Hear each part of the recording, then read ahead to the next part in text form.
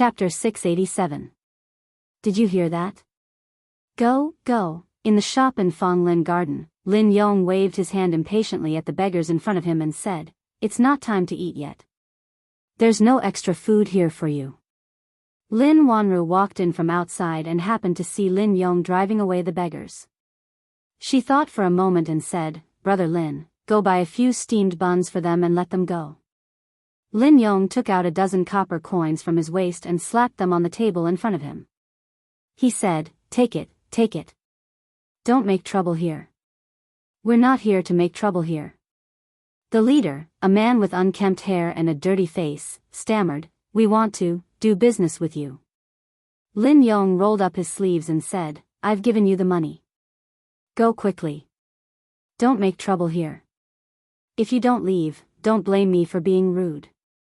"Brother Lin, I'll leave it to you," Lin Wanru said and walked toward the backyard. When she came in just now, she seemed to have heard a familiar word from Lin Yong, but it just flashed in her mind and disappeared.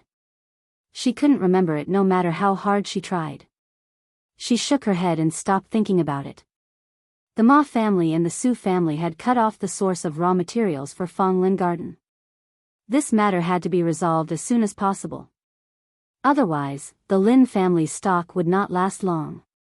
"We're from Great Britain." Seeing that the beggar still dared to talk nonsense, Lin Yong finally showed a hint of anger on his face. When he was about to raise his head and roll up his sleeves, a voice came from outside the door. "You're from Great Britain." Li Yi walked in from outside the door and looked at the unkempt men. He asked, "The United Kingdom of Northern Ireland? How did you?" The man in the lead looked shocked and almost blurted out. He suddenly changed his words halfway and said, "How do you know our country?" Li Yi asked with a smile, "How is Queen Elizabeth?" The men trembled slightly, and the way they looked at him immediately changed. Lin Yong scratched his head, walked over and asked, "Li brothers, what are you talking about? Is there really something big? Great Britain? What does the Queen mean? Can a woman be a king? How come I've never heard of it?" "You'll know if you read more books." Li Yi nodded. "In their country, a woman can be the emperor. There's such a thing in the world?" Lin Yong's face was full of shock. It was obvious that his worldview had been turned upside down. He asked, "Then can their empress have many husbands? Can she handle it alone?"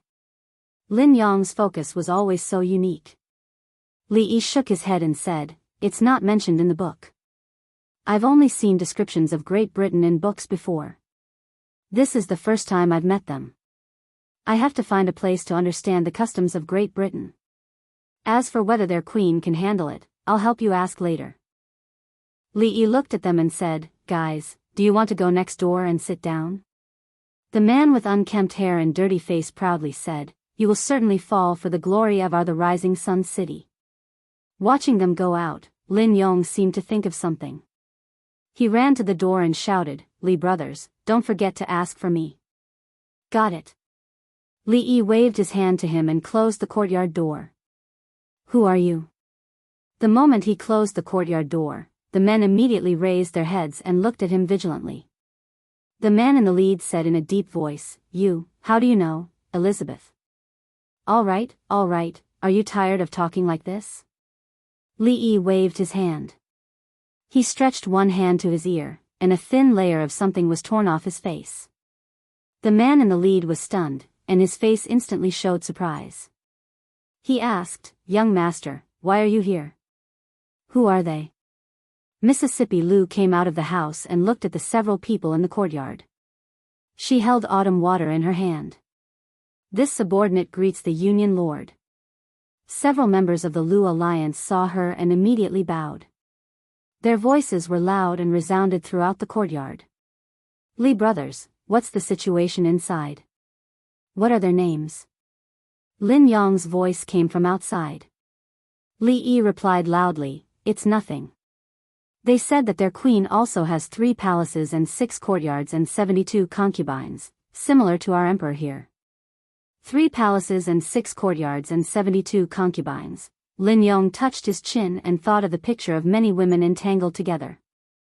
He couldn't help but lick his lips. Suddenly, as if he remembered something, he looked up and asked, 3 palaces and 6 courtyards and 72 concubines, are they men or women? Men. A voice soon came from the courtyard. Men. Lin Yong touched his chin again. The next moment, his body trembled and his face suddenly turned pale. Don't you have a few hundred taels of silver and the time it takes to drink a cup of tea? Why do you have time to come here today? In King Feng's residence, Zhao Yi looked at a fat man and asked with a smile. Silver is important, but how can it compare to your highness's important matter? Money God of Wealth stood up from his chair and said, this time, I came to show something to your highness. Could it be another rare treasure? Zhao Yi looked at him and smiled. If that's the case, Yanzhou, Xiuwen, you two come over too. Let's see what kind of rare thing Money God of Wealth has this time. Money God of Wealth shook his head and took out an item from his sleeve. He handed it to Zhao Yi and said, Your Highness, this is it. Zhao Yi opened the box and saw that there was only a piece of paper inside. He picked it up in confusion and looked at it. He shook his head and said, Don't keep me in suspense. Could it be that this piece of paper is a treasure? Money God of Wealth nodded and said, This piece of paper is indeed a treasure. At this time, Zhao Yi also became interested. He looked at him and said, Since it is a treasure, tell me, what is its use? Money God of Wealth said slowly, Its use is to make Qi Kingdom free of corruption, and the government offices free of parasites. The officials are self-disciplined, the national treasury is full, and the whole world is clean. After being stunned for a while, Zhao Yi looked at him with a strange light in his eyes and asked word by word, Is this true? Money God of Wealth nodded and said, Yes.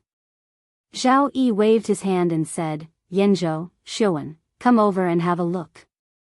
Although Yang Yanzhou and Zhao Xiuwen were both well-known talents in Qi Kingdom, they also realized the importance of this piece of paper after Money God of Wealth's explanation. When it came to things like accounts, businessmen were more sensitive. Money God of Wealth is worthy of being called Money God of Wealth. Yang Yanzhou saluted him and said, If this method can be implemented, Money God of Wealth will take the lead. Is there really such a strange thing?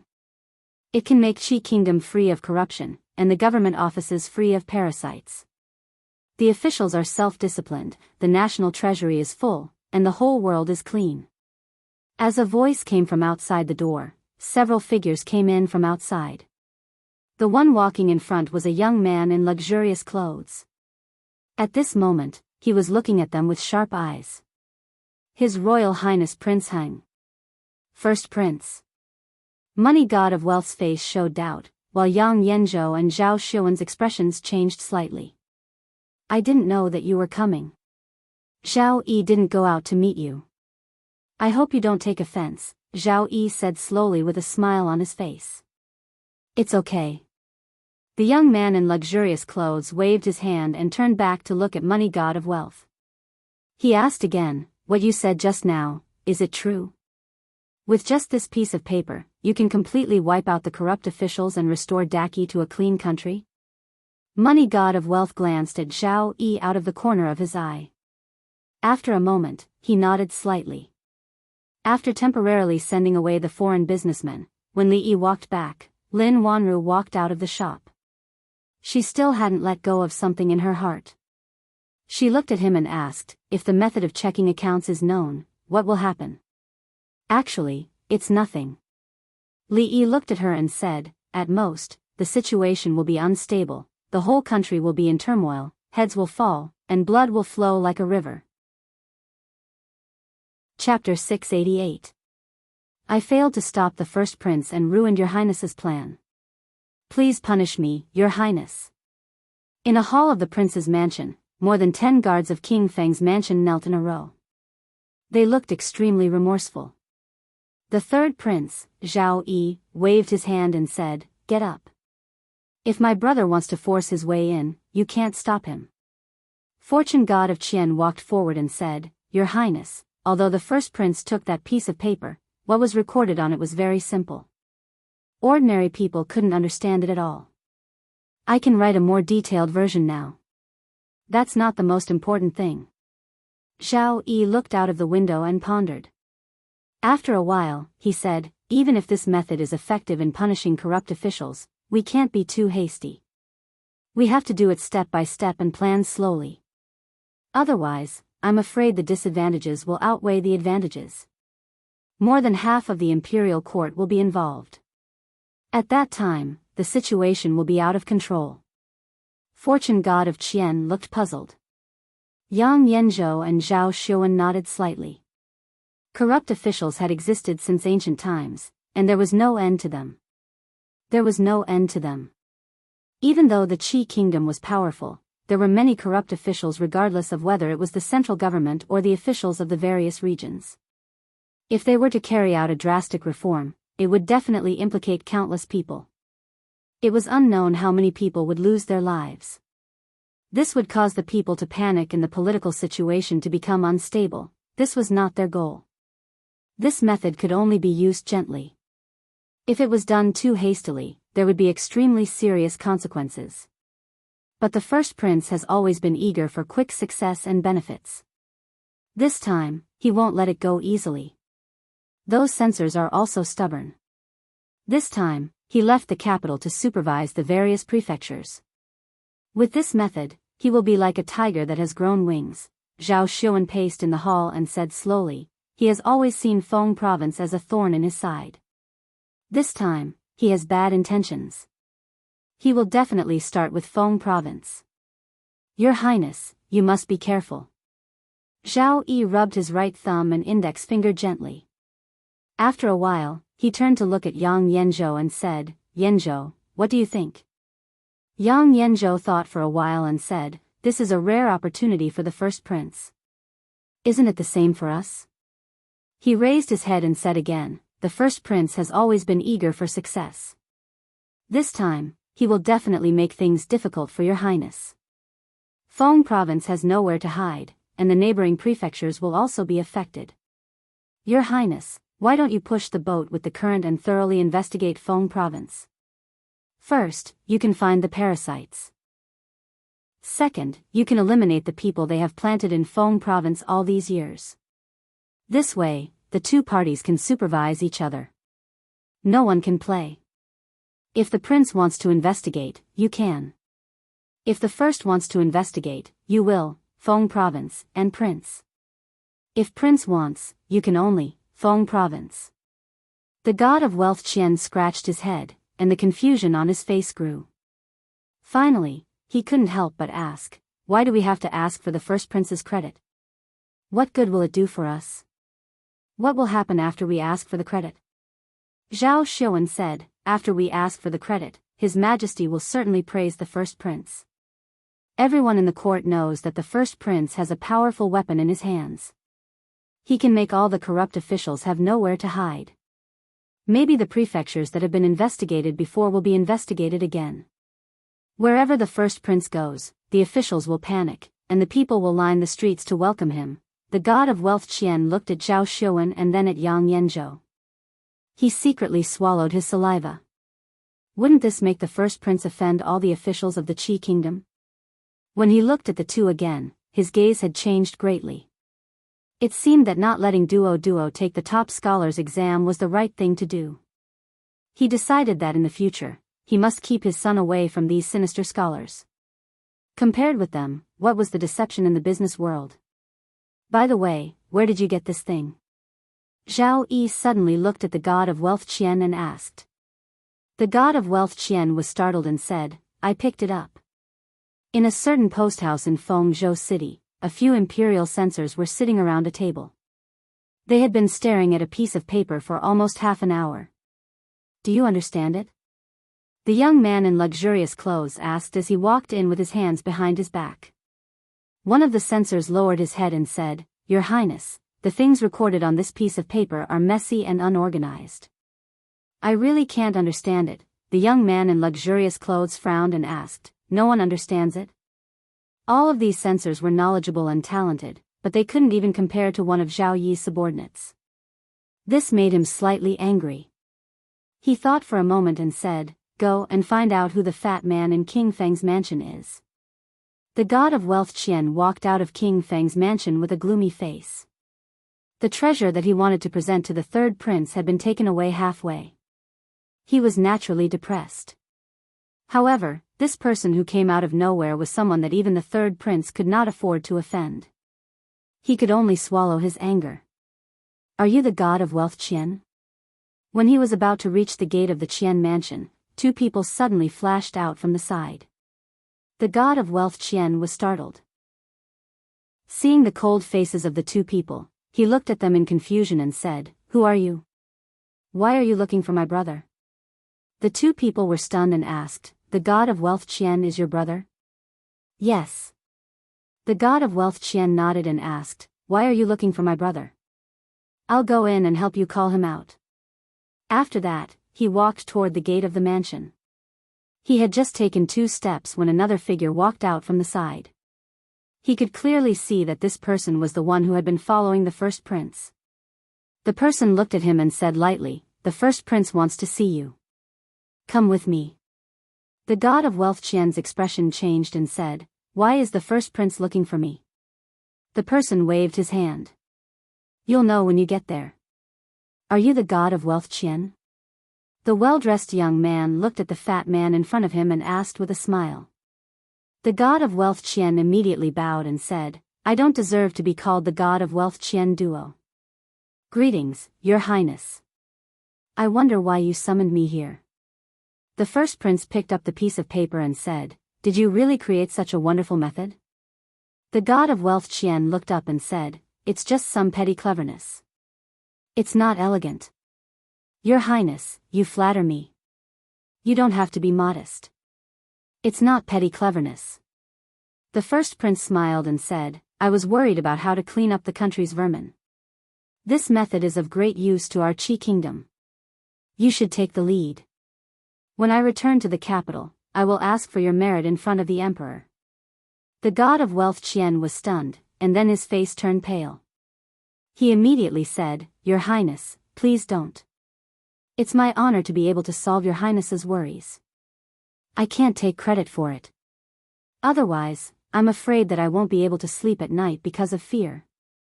If all the corrupt officials knew that this thing was made by him, they would indeed not be able to sleep peacefully in the future." The god of wealth Qian said sincerely, "All this is the credit of your highness. I'm very satisfied to be able to do something for your highness in silence behind your back." The first prince, Zhao Zheng, looked at him, nodded with satisfaction, and said, "You are a smart man who knows how to adapt to circumstances." He had thought that it would take more effort to persuade him to switch to him. He didn't expect that the god of wealth Qian was so sensible. Zhao Zheng was very comforted. "I was ordered to supervise all the states and prefectures, and it takes time and effort to check the accounts. This time, you have helped I a lot. You can rest assured that I will not treat anyone who has made great contributions unfairly. As long as you do your best to do things for I, you will enjoy endless glory and wealth in the future." The god of wealth Qian's face was full of fear and trepidation. He bowed and said, "Thank you, your highness." Zhao Jing nodded, handed him the piece of paper, and said, "Go and tell them in detail how to use this method." "Yes, sir." The god of wealth Qian nodded, picked up the piece of paper, and walked over. At the gate of King Feng's mansion, Yang Yanzhou and Zhao Xiuwen walked out. When they walked down the steps, Zhao Xiuwen suddenly turned his head and asked, "Yanzhou, do you think the god of wealth Qian will make any mistakes?" Yang Yanzhou shook his head and said, "Don't underestimate that old fox." Chapter 689. This is actually very simple. As long as you remember that there is an input and an output, the cumbersome accounts will become simple. You can save a lot of time and reduce the possibility of miscalculation. Fortune god Qian explained very seriously and in great detail. He talked incessantly. His saliva sprayed on the face of an imperial censor, but the censor didn't bother to wipe it off, for fear of missing any important steps. Although they were still full of contempt for the merchants, the first prince attached great importance to this matter, so they naturally had to pay attention to it. "Your highness, I will leave first." After half an hour, fortune god Qian cupped his hands and bowed to Zhao Zheng. Zhao Jing nodded and said, "Thank you for your hard work. You can leave now. Don't worry, I will treat you well in the future." After fortune god Qian left, an imperial censor came forward and bowed. "Congratulations, Your Highness. With this wonderful method, you will definitely make some achievements to satisfy His Majesty and the court officials. God is helping me." Zhao Jing smiled and said, "You should familiarize yourselves with each other first. Tomorrow, we will start from Fengzhou." Everyone's faces showed joy. Before they came to Fengzhou, they had some plans. Now that they had such a wonderful method, it was like God was helping them. It would be much easier and more convenient to do things. They would make great achievements in Fengzhou. Not only could the first prince shake the third prince's layout and arrangement in Fengzhou, but they could also get enough political achievements. It was really killing two birds with one stone. Bah! Fortune god Qian walked more than 10 steps out of the courier house. The panic on his face disappeared. He spat to the side and whispered, "Do you think it is so easy to take advantage of me?"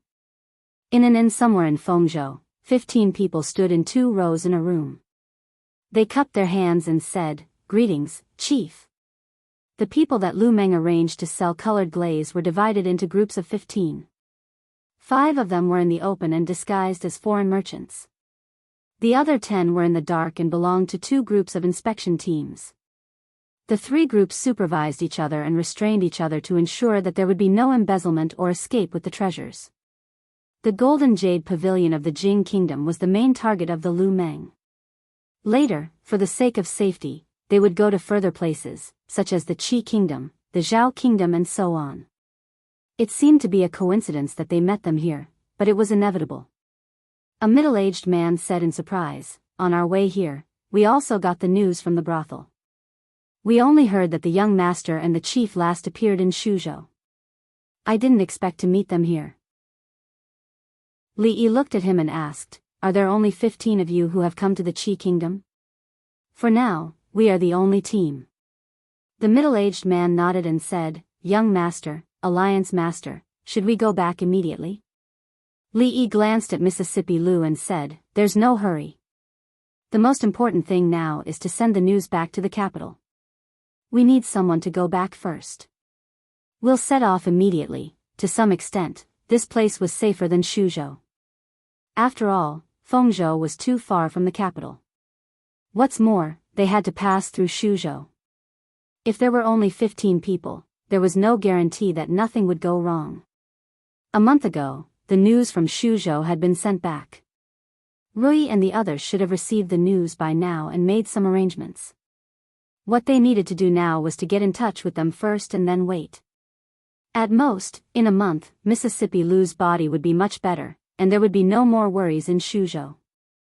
I'll write a letter first and ask someone to send it all the way back. Get in touch with the brothel in Shuzhou and pay attention to the news from Shuzhou. Don't forget the important thing. After you go out of this door, you are foreign merchants." Li Yi gave a few instructions. After a while, a man came out of the inn with a horse. After leaving the city, he immediately jumped on the horse and galloped in a certain direction. In the capital of the Jing Kingdom, the little maid was sitting in the yard. When she saw a figure coming out of the house, she hurriedly stood up and ran over to say, "Miss, be careful. I'll help you." Rui shook her head and said, "It hasn't been long. Miss is not so delicate." The little maid shook her head and said, "The old granny said that you have to take care of yourself now. What do you want to eat today? I'll make it." Rui touched her head and said, "You've been busy these days. Take a rest. Just tell the kitchen to do these things." "No." The little maid shook her head like a rattle drum and said, "Miss, the baby will grow better if you eat better." She leaned her head over and listened carefully. She asked, "When can I see the baby?" Rui thought for a moment and said, "Probably, in the winter of this year." "In the winter, the son-in-law should be able to come back," the little maid murmured as she looked up at the sky outside the courtyard walls. At a certain moment, the door to the courtyard was suddenly pushed open. Old Feng ran in with a happy expression. He panted heavily and said, "Young miss, there's news about the son-in-law and the second young miss. Fong bent over and panted as he said, the brothel. The news came from the brothel. The son-in-law and the second miss are in Shuzhou, Shuzhou. The little maid clenched her fists and murmured. A smile appeared on Rui's face. She said, send someone to the Li family first and tell the old granny this news. Send someone to the crown prince's residence as well. And a few of the general's residences. And, she lowered her head and said softly, Willow Lane. Go personally. The entire Li family was thoroughly stirred up because of a certain piece of news. Fast horses galloped out of the mansion, turning into wisps of smoke and dust as they scattered in all directions. In the Li manor, the old granny knelt in the temple with tears in her old eyes. In the Shui manor, several old generals drank to their heart's content and started fighting as they drank. What did you just say? Say it again. In the crown prince's residence, after listening to a guard's report, Li Xian, who was drawing some kind of diagram, suddenly stood up. Only a few words echoed in the room. Willow Lane was as peaceful as ever. In the deepest part of the lane, in a quiet courtyard, Xing Zumo put down her brush and said, let them make a set like this first. If there's anything that needs to be changed, I will let them know. Yes, young lady. I will go now. A woman behind her nodded, picked up the drawing, and left the courtyard. Xing Zumo sat back in her seat and rubbed her sore shoulders. The next moment, there was a gentle force on both sides of her shoulders. She stood up, held Wan Ruoqing's hand, and said, didn't the doctor say that you should rest at home these days? What if you catch a cold again? Go in quickly. Wan Ruoqing shook her head and said, it's so stuffy staying in the room all the time. I have to come out for some fresh air. Then you sit here. I will go in and get some clothes for you. Xing Zumo pressed her down and turned to walk into the room. There was a knock on the door. Xiao Chui, who was washing clothes in the corridor, quickly ran over and opened the door. She asked with a smile, Uncle Fong, you haven't been here for a long time. What's the matter? Lao Fong walked in and walked up to Wan Ruoqing. He said, there's news about the son-in-law. He should be in Shuzhou now. We'll send someone to pick him up right away. Wan Ruoqing slowly stood up. At the door of the room, the thin shirt in Xing Zumo's hands gently fell to the ground. At the palace gate, the guards on the palace wall looked down and shouted, who goes there? Below the palace walls, a person nimbly dismounted from his horse and tossed a waste token onto the wall. Urgent report from the Intelligence Bureau. I must see His Majesty immediately. Chapter 690. After verifying the identity of the Secret Intelligence Division, a basket was slowly lowered from the palace wall and the person from the Secret Intelligence Division was hoisted up. Soon, several figures rushed into the palace. As they hurried away, a eunuch turned around and asked the man, His Majesty is already asleep. Are you sure this matter is urgent enough to wake His Majesty up now? The spy nodded and said, His Majesty has ordered that as soon as there is news of County Marquis Li, we must report it immediately. County Marquis Li? The eunuch glanced at him and said, wait here for a moment, I'll go and report. After that, he quickly walked to a palace in front of him. Before he reached the front of the palace, a voice came from the side, why disturb His Majesty so late at night? The eunuch turned around and hurriedly bowed and said, greetings, Chief Steward Chang. Chang De said lightly, His Majesty has just fallen asleep. If it's not urgent, we'll talk about it tomorrow. The eunuch respectfully said, Chief Steward Chang, the spy office has urgent news of County Marquis Li. Chang De raised his eyebrows and said, let him wait here. After that, he quickly took 2 steps and pushed the door into the main hall. Not long after, lights were lit in the palace. Emperor Jing put on a robe and paced in the hall.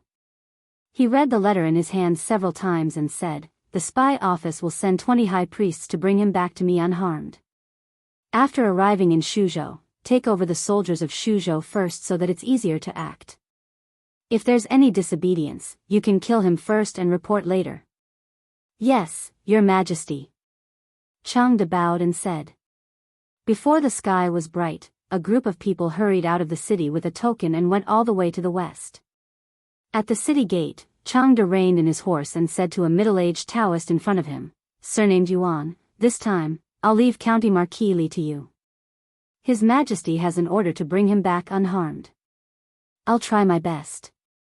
The middle-aged Taoist raised his hand to salute, turned his head and said slowly, "Let's go." As Li Xian rode on his horse, he asked doubtfully, "Just a few of them? Can they do it?" Changde turned his horse around and explained, "There's only one Grandmaster. The rest of them are all below the level of Grandmaster, and there are few who can match them. It's impossible to attack a city, but it's easy to take the head of the enemy's general amidst an army of tens of thousands. Besides, they have His Majesty's imperial edict in their hands. Wherever they go, they can temporarily mobilize 500 soldiers. It's already very safe. It's been 2 months." Li Xian nodded, reined in his horse, and returned to the city. 50 li outside the capital, in a huge plaza. Lu Luo stood on the platform and looked down at the crowd of nearly 100 people and loudly said, "The journey to the Shu province is long. Everyone, please be careful." Yang Liuqing waved his hand and said, "Let's go." Watching the figures of the crowd gradually disappear, Lu Luo walked down from the high platform and said to the others, "Go back to your work." This time, almost all the elites of the Lu League had come. Among the 100 people, any one of them would have a resounding name on the hero ranking. This kind of power was enough to sweep away any force in the martial arts world. The Li family. "Miss, let me go with them." Lao Feng, who was carrying a bag on his back, said with determination. Rui looked at him and said, "They've sent over 100 masters this time. Nothing will go wrong." Feng shook his head and said, "I lost the son-in-law.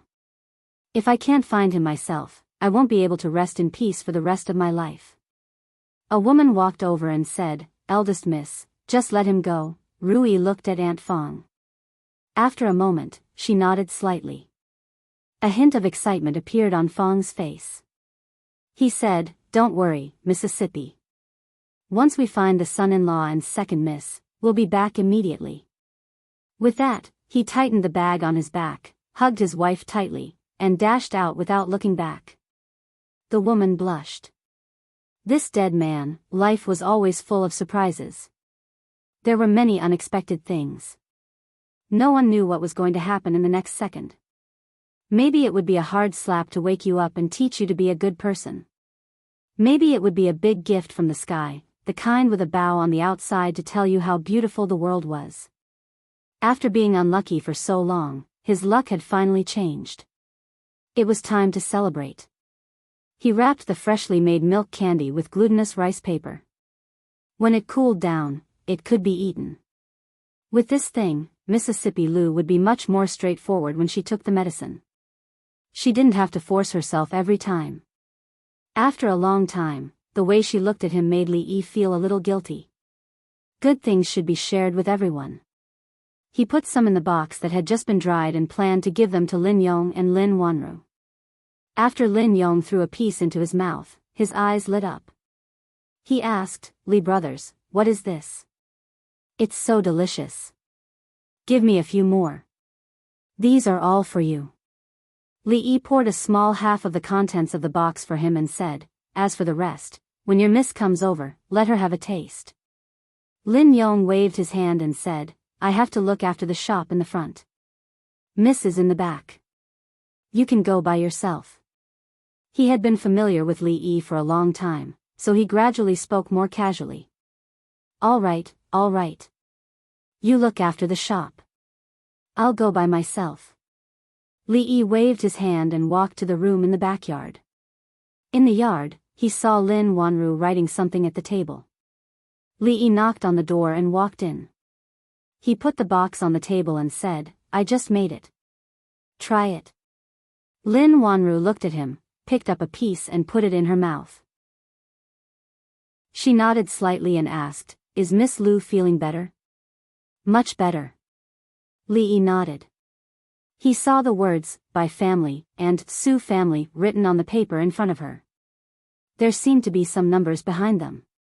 He thought of something and asked, "What's wrong? Haven't you solved the problem of the raw materials?" Lin Wanru shook her head and said, "We haven't reached an agreement with the Su family and the Ma family. Raising the price by 10% should be their first step. If we agree, I'm afraid they will immediately ask for more. As for the Bai family, I'm just like them." Li Yi looked at her and asked, "What are you going to do?"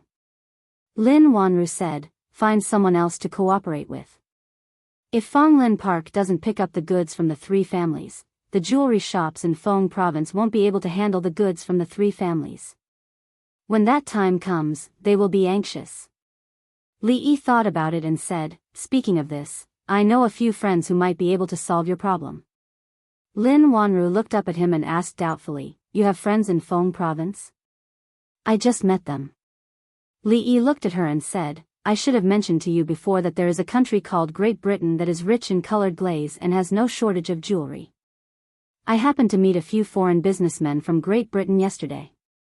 I'll help you ask if they have the goods and if they are willing to cooperate with you." Lin Wanru stood up and looked at him.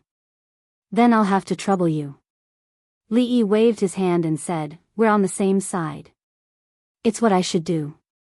Lin Yong leaned against the door of the shop and took out a milky white lump from the box. He threw it into the air and caught it with his mouth. His eyes wandered and he wondered what the Queen of Great Britain's 3 palaces and 6 courtyards looked like. On the street, an extremely slovenly old man with worn-out clothes and messy hair took out a small porcelain bottle from his bosom. He poured out a pill from it and threw it into his mouth. His brows instantly furrowed. He hurriedly took out a cloth bag from his arms. When he opened it, he saw that it was empty. His face changed involuntarily. The sloppy old man sighed, and a look of frustration and confusion appeared on his face. He had lost the person and the candy. Although the antidote could last for a long time, if he couldn't find the person, he would still end up the same. It was just a matter of time. Should he continue to search like a headless fly in the Qi kingdom, or should he return to the Jing kingdom and wait for news? This was a difficult question. Suddenly, as if he smelled something, he sniffed and quickly turned his head to look in a certain direction. A man was leaning against the door of the shop. He was bored to death, throwing something white into the air and catching it with his mouth. Lin Yong was still absent-mindedly repeating the action just now. However, when he habitually closed his mouth this time, he found that the sweet thing did not fall into his mouth. He actually wasted one. He shook his head in disappointment and threw another one. Still nothing. When he threw the third candy, Lin Yong finally realized something. He lowered his head and saw an extremely sloppy old man standing in front of him. The old man was currently putting a candy into his mouth. Chapter 691. An intoxicated expression appeared on the sloppy old man's face. How could he have such an expression after eating candy? Lin Yong waved his hand angrily and scolded, "Where did this beggar come from? Get lost." He had thought that his accuracy had deteriorated due to overwork. He did not expect this old beggar to rob him. He had never seen such a bold beggar. Lin Yong rolled up his sleeves. Fonglin Garden had been attracting beggars for the past 2 days. Many customers had been scared away and there had been a lot of business. If this old man did not know what was good for him, he was prepared to take some tough measures. The old man nodded in satisfaction with the candy in his mouth. He did not care about what Lin Yong had done. He pointed at the box in his hand and asked, "Where can I buy this?" This kind of milk candy was only sold in the capital of the Jing kingdom. This was the first time he had seen it anywhere else since he left the capital. "What's there to sell? Let's go." Lin Yong waved his hand. He did not want to argue with him about what had happened just now. He thought that there was no point in arguing with a beggar. Instead, it would lower his status. "Let's go." Seeing that the old man was unmoved, Lin Yong had just finished speaking when the sloppy old man raised his head and glanced at him. It was this look that made Lin Yong shiver involuntarily. It was as if a basin of ice water had been poured over his head. He felt cold from head to toe. He could not say what he wanted to say no matter what. The old man looked at him and asked again, "Where can I buy this?" Lin Yong said subconsciously, "No, I don't sell it." The sloppy old man frowned. At this moment, a figure walked out of the shop. Li Yi looked at Lin Yong and said, "If you have finished eating, you can go over there and get more. I made a lot this time. 2 people can't finish it." The sloppy old man raised his head and looked at the familiar yet strange young man who had walked out of the shop. His nose suddenly felt a little sour. Suffering from the strange poison, trekking over mountains and rivers, sprinting for thousands of miles, eating and sleeping in the open, experiencing countless hardships to arrive here step by step, and all these hardships had finally vanished into thin air at this moment. Li Yi looked at the beggar with sparkling eyes and sighed. Everyone had their own way of living. There were high and mighty emperors, and there were beggars who lived at the bottom of society. Everyone had different worries. For the former, they might think about how to conquer cities and stabilize the country, but for the latter, they would be moved to tears just by eating a piece of candy. Being able to fill their stomachs and survive was probably their only pursuit. He took out a piece of silver and handed it over, saying, "Take it, go eat something." The old man combed his messy hair to the side and said in a trembling voice, "It's me." Lin Yong was stunned. He looked at Li Yi and then at the old beggar with a puzzled expression. Li Yi's hand was in midair. At that moment, he felt like he had won the lottery. "I took this from home. It's Uncle Lin's clothes." "Wear it first." Lin Yong took a piece of clothes and said, "Li brothers, you have such an old servant in your family. Why haven't I heard you mention it before?" Li Yi explained, "At that time, we met mountain bandits and accidentally got separated. It's really fate that we can meet again here. It's not easy." Lin Yong put down the clothes and looked at the sloppy old man who was washing his face. He turned back and whispered, "I'll get something for him to eat." Just now, his eyes were green with hunger. "I'm scared just looking at him." Of course, a guru was terrifying. In such an era, he could even be called a nuclear weapon. His martial arts cultivation had already reached the peak. He could use his own momentum to make ordinary people or even ordinary masters directly collapse. Killing with a glance was nothing. The sloppy old man changed into a set of clean clothes and swept his gaze across the courtyard. The 2 people he was looking for were both there. He drank a mouthful of wine and casually threw a piece of candy into his mouth.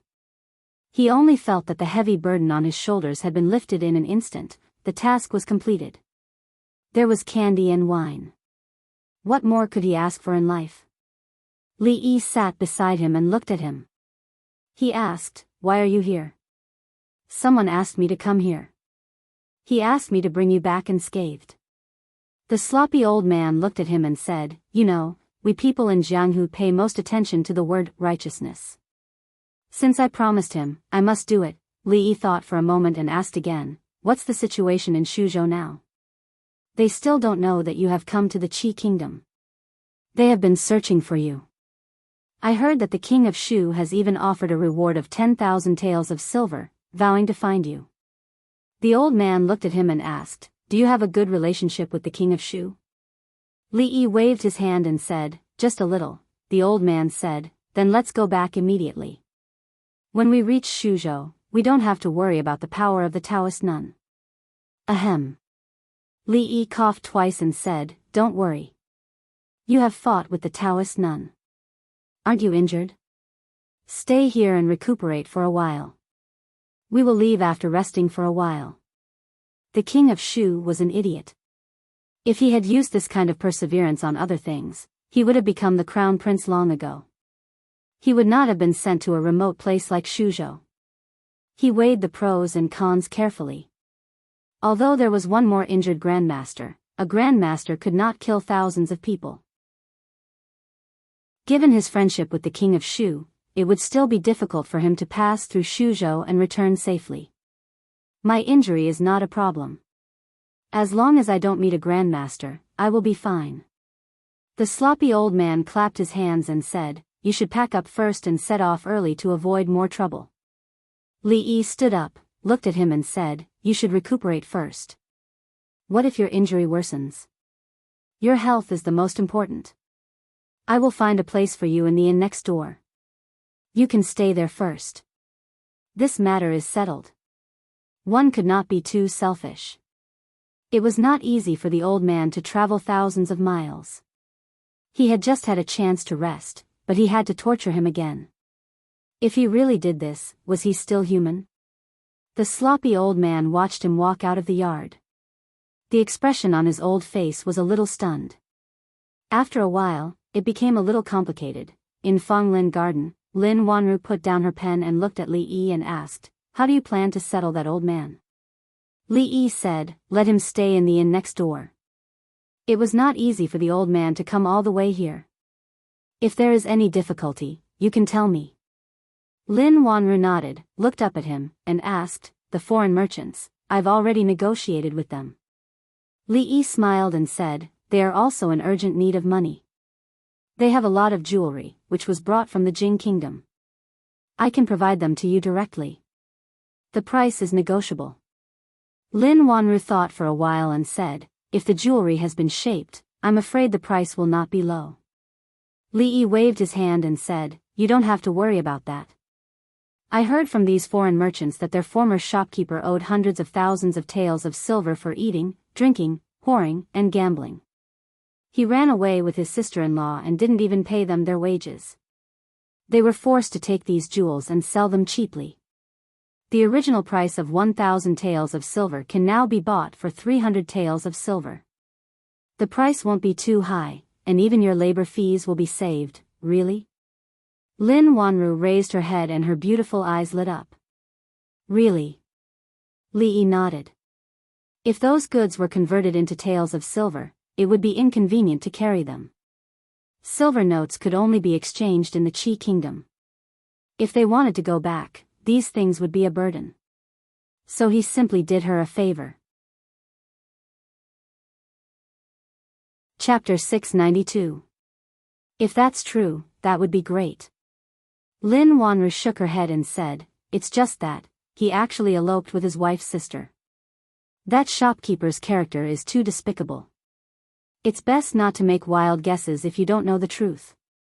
Li Yi shook his head and said, "Maybe he had no other choice, or maybe he was just wronged or misunderstood." Lin Wanru waved her hand and said, "Heartless men are not worth discussing. Let's talk about the cooperation with those foreign merchants." "No, how is he heartless? I wonder how much goods they have. What if he was also forced? Is it finished goods or raw materials?" The injustice of the owner of the glass shop could not be cleared. Li Yi sighed and explained, "They have a lot of goods. The Lin family definitely can't eat them all, and they won't sell all of them to you. The goods are all finished goods. Great Britain is rich in glass, but it lacks other gems and jade. This time, they are using glass to exchange for these things and plan to sell them back home." Lin Wanru was puzzled and asked, "If that's the case, why did they cede them to us?" Li Yi continued to explain, "Great Britain is just a small country. Who would they sell so many gems and jade to? They also want to sell some here first so that they can reduce the pressure when they go back. If they have too many goods and can't sell them, wouldn't that be a loss?" Lin Wanru thought about it and looked at him. She reminded him, "There's no such thing as a free lunch in this world.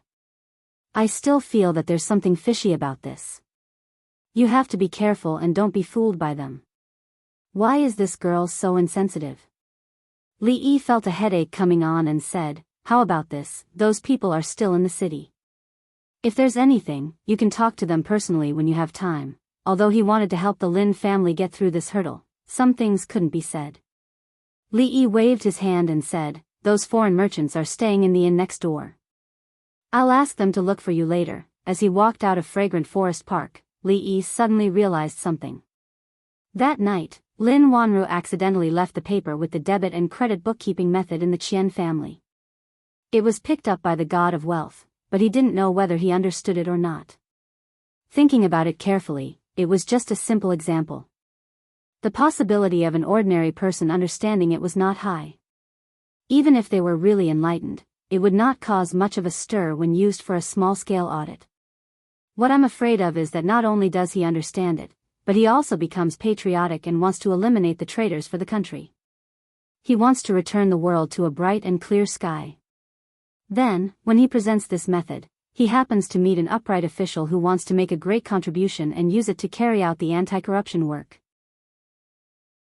It's like fighting flies and tigers at the same time. If that was the case, there would be a good show to watch.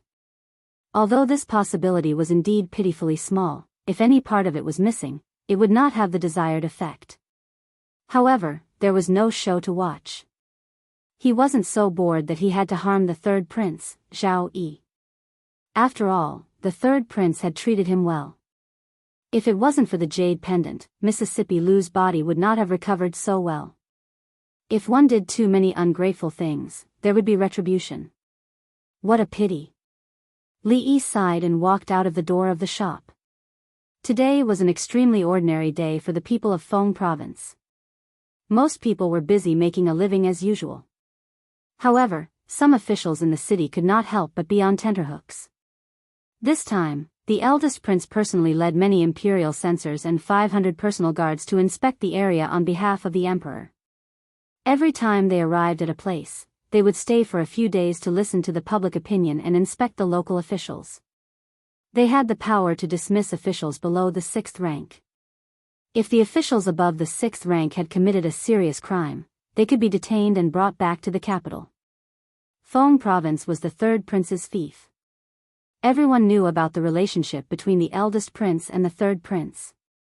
This was a once-in-a-lifetime opportunity. The eldest prince would certainly not let it go easily. The officials of Feng Province had to pray for their own good fortune. Have you all figured out the method? The eldest prince, Zhao Zheng, looked at the imperial censors in a temporary guest house in Feng Province and asked. The imperial censors replied in unison, "Your Highness, we have figured it out." Zhao Zheng nodded and said, "This time, we have been ordered by His Majesty to supervise the prefectures. We must act in accordance with the law. We must not disappoint His Majesty and the people of Deqi. Go." Everyone complied. As they walked out of the guest house, they saw more than 10 figures in front of them. An official who was walking in front of them cupped his fists and said, "I have been ordered by the third prince to assist you.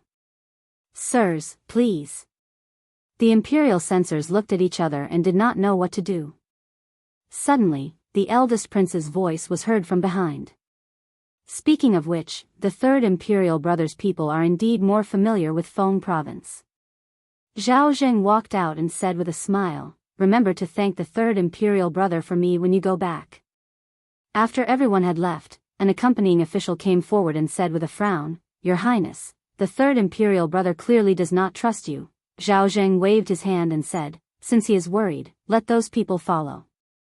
I am only acting on orders. It is good that the officials of Feng Province are safe.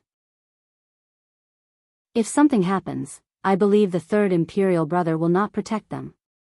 Otherwise," he smiled and waved his hand, saying, "Let's go and have a look. I am also very curious about what is so special about Feng Province." In the central pavilion in the back garden of King Feng's mansion, the middle-aged man held a black chess piece in his hand. After thinking for a long time, he placed it on the chessboard. He looked up at the young man opposite him and said, "They should have left by now." Zhao Yi held the white chess piece and quickly placed it on a spot. He casually asked, "Who in the capital will be unhappy this time?" The middle-aged man picked up another black chess piece, but was not in a hurry to place it down. After thinking for a while, he said, "The accounts of the mansion have already been thoroughly checked overnight. There are indeed some loopholes in some places. The one in question is the nephew of the Minister of Revenue." Zhao Yi sighed softly and said, "If I remember correctly, Minister Zhou of the Ministry of Revenue has no children. He only has this nephew. When he came to Feng Province, he asked I to take care of him. I plan to transfer him back to the capital in the future. This time, I am afraid that I will have to break my promise. Your Highness, there is no need to be like this." The middle-aged man placed a chess piece down and said, "He can only blame himself for being too greedy. The amount of money he has embezzled is too large. Presumably, the supervising imperial censors will not let it go so easily. Speaking of which, it is my fault as the provincial governor. Tomorrow, I will send a memorial to the capital. If it wasn't for the great prince, I'm afraid there would have been even more serious losses. I must put in a good word for the great prince in front of his majesty. Zhao Yi placed a white chess piece down and said with a smile, I'm afraid the yamen is in a mess right now. You, the provincial governor, are playing chess with I. You should go back quickly. How about we end this game here?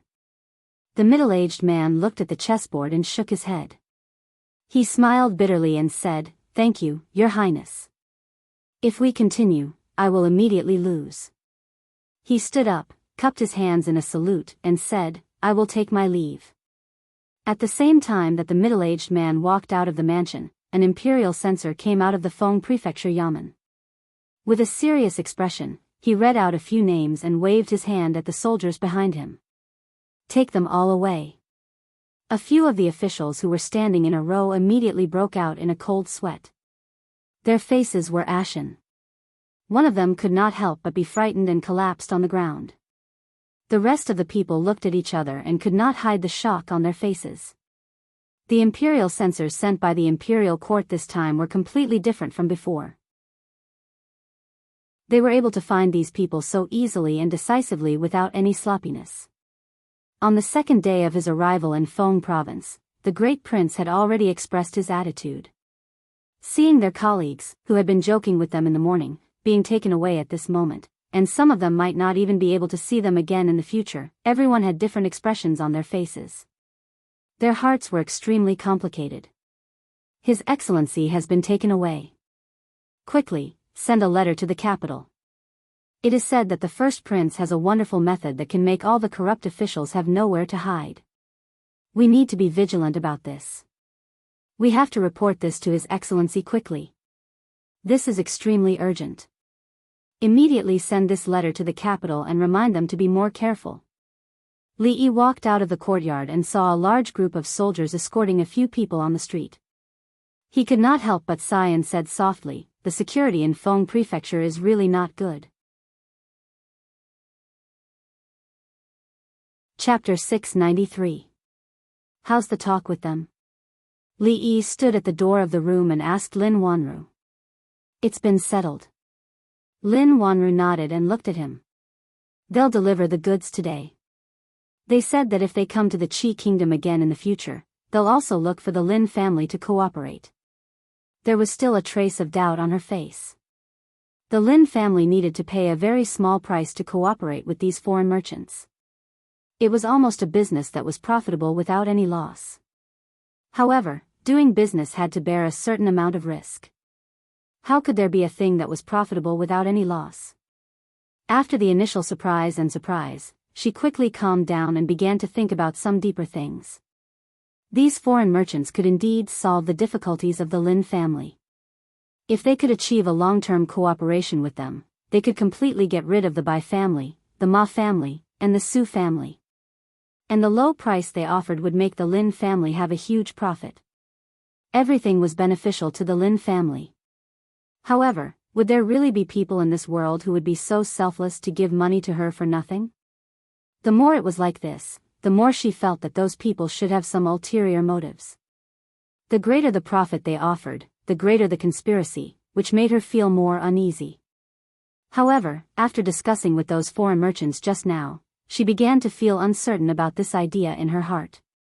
All the agreements about the cooperation were very clear. After reading them word by word, she didn't find anything wrong. These foreign merchants might really be short of money, so they sold those goods at a low price. In this case, the owner of the glass shop who eloped with his wife and sister had unknowingly helped the Lin family a lot. Thinking of this, the feeling of disgust in her heart actually weakened a little. As if thinking of something, Lin Wanru suddenly looked up at him and asked, although there aren't many jewelry shops in Fengzhou City, there are still a few. Why did they choose the Lin family? These goods aren't mine. How would I know why they chose the Lin family? But it could also be because of those foreign merchants. Business is business. Miss Lin, you must be careful. Remember to beware of those people, Li glanced at her and said, the security in Fengzhou City hasn't been very good recently. I've seen soldiers arresting people outside these 2 days. In short, Miss Lin, please be careful. Those are imperial censors from the capital who are investigating corrupt officials. They've caused quite a ruckus in the last few days. I heard that they have some sort of wondrous technique that allows them to investigate in an extremely short amount of time. Lin Wanru couldn't continue. She glanced at Li Yi and a strange expression suddenly appeared on her face. Li Yi was stunned for a moment, then he nodded and said, it's good to investigate corrupt officials. These corrupt officials only know how to plunder the people's wealth and not let them live a good life. They should have been investigated long ago. Lin Wanru looked at him in a daze and whispered, is it that night? Hey, what night? Girls should pay attention to what you say. It's not good to be heard by others. I don't know what you're talking about. Li Yi waved his hand and turned to leave. I have to go back to cook. See you later, Miss Lin. Lin Wanru stood in the same place and flipped through the account books on the table. Her face was filled with doubt, confusion, and all kinds of mixed emotions. When she finally raised her head and looked out of the door, there was no one there. No one could escape. What was to come would come. Maybe all of this was destined.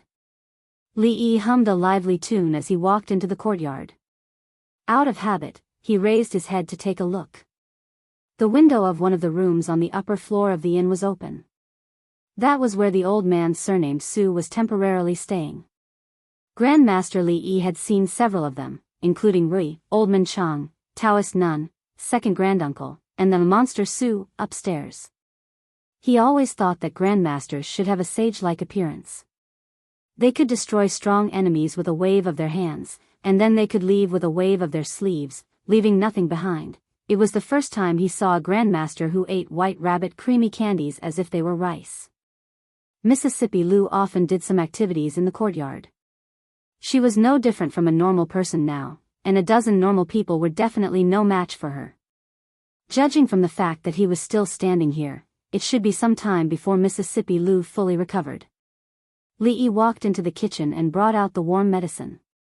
He walked to the stone table, looked back at Mississippi Lu, and said, put down the sword first. It's time to drink the medicine. Drink. A toast to shopkeeper Su. Young Master Bai, you're too kind. In a private room of a restaurant in the city, Bai Yu raised his wine cup and looked at the 2 men opposite him. He smiled and said, Shopkeeper Ma, Shopkeeper Su, let me give you a toast. Many thanks to the 2 of you for this matter. You're welcome, you're welcome. A man with a short beard smiled and said, our 3 families are united, and that's how we got to where we are today. We should help each other for such a small matter. The other man next to him said, moreover, if nephew Bai can take down the Lin family, it'll be a good thing for us. The man with the short beard thought about it and said, I'm afraid that the Lin family will fight us to the death. That'll be troublesome. The Lin family shouldn't be so irrational. Apart from the 3 of us, they have no other source of goods in the entire Feng province. If they really fight us to the death, their losses will be even greater. That's not necessarily the case. Miss Lin is now in power. Everything related to the Lin family's business is decided by her. You know her temper, and she has many tricks up her sleeve. It's not impossible for her to fight us to the death. Bai Yu cleared his throat and said, don't worry, since I'm the one who suggested this, I won't let you suffer. Without the goods, the Lin family won't be able to hold on for long. We just need to wait patiently. Even if something happens, the Bai family will be able to take all the goods from both families. That's good, the 2 men smiled and nodded. They raised their wine glasses and said, let's drink, let's drink. The door was suddenly pushed open from the outside. A man dressed like a shop assistant walked in and whispered a few words in the short-bearded man's ear. The short-bearded man put down his wine glass and asked, really? The shop assistant nodded vigorously. He's waiting in the shop right now. The short-bearded man's eyes flashed a few times. He stood up and cupped his hands towards Bai Yu and the other man. He smiled and said, Brother Su, nephew Bai, something happened in the shop. I'll be taking my leave first. It's fine. Bai Yu nodded. Seeing him leave in a hurry, the man surnamed Su and Bai Yu looked at each other. Their eyes were filled with doubt. The man surnamed Su glanced at him and asked, Shall we go take a look? Let's go. Bai Yu nodded. The Ma family made a living by selling jade materials. They had a few shops, and although they weren't considered a big business, they could still be considered a wealthy family. They had a bit of a reputation in Feng province. At this moment, shopkeeper Ma hurriedly stepped into the shop. As soon as he entered, he impatiently asked, Where are the glass materials? Inside the shop, a few strangely dressed men stood there. One of them was speaking to the shop assistant in a strange manner while gesturing with his hands. On the street, Bai Yu and the man surnamed Su were quickly walking over.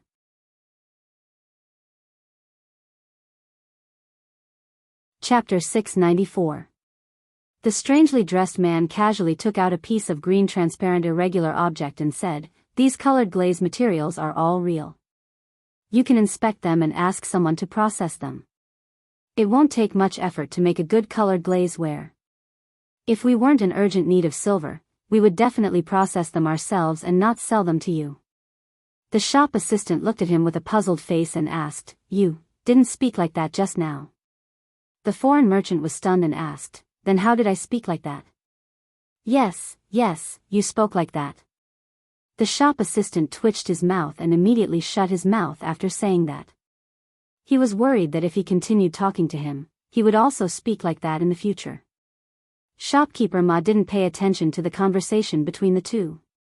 All his attention was on the piece of colored glaze in his hand. After a moment, he withdrew his gaze and took a deep breath, asking, How much is the piece of colored glaze in your hand worth?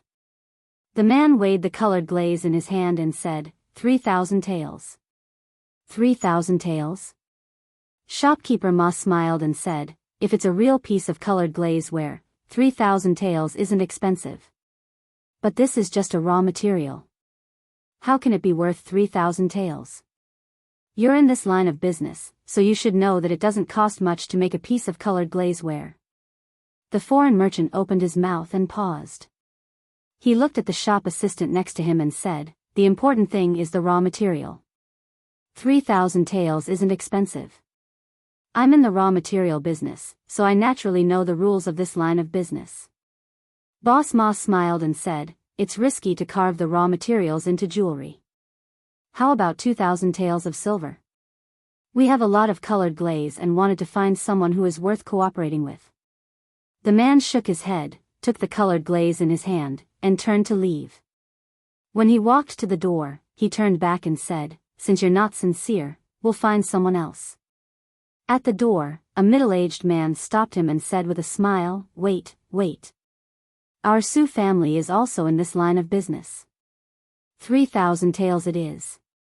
The price is negotiable. Can I have a look at this piece of colored glaze first? Shopkeeper Ma quickly walked out and happened to see the middle-aged man holding the piece of glass and looking it up and down. His heart sank and he immediately stepped forward and said, Brother Su, how could you do something like stealing business? Don't you know the rules? The man looked up at him and said with a smile, Brother Ma, what are you talking about? This is obviously a business that you don't want to do. Don't tell me you don't want others to do it. What business do you mean I won't do? Aren't I discussing it now?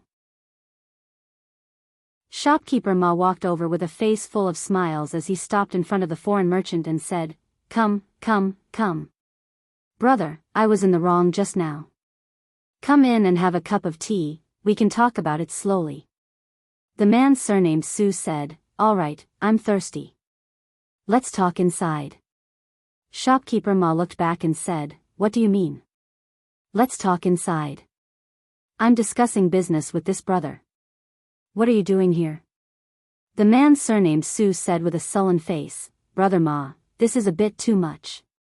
Can your Ma family handle such a big business? The young man surnamed Bai immediately stepped forward to smooth things over. Shopkeepers, we've been friends for so many years. Let's not hurt each other because of such a small matter. Shopkeeper Su, Shopkeeper Ma accepted this business first. Why don't we let them talk first? There must be some rules, right? After saying that, he looked at the foreign merchant and asked, you just said that you have a lot of glass? This damn Su family and Ma family. We've been working together for so many years. How can they raise the price just like that?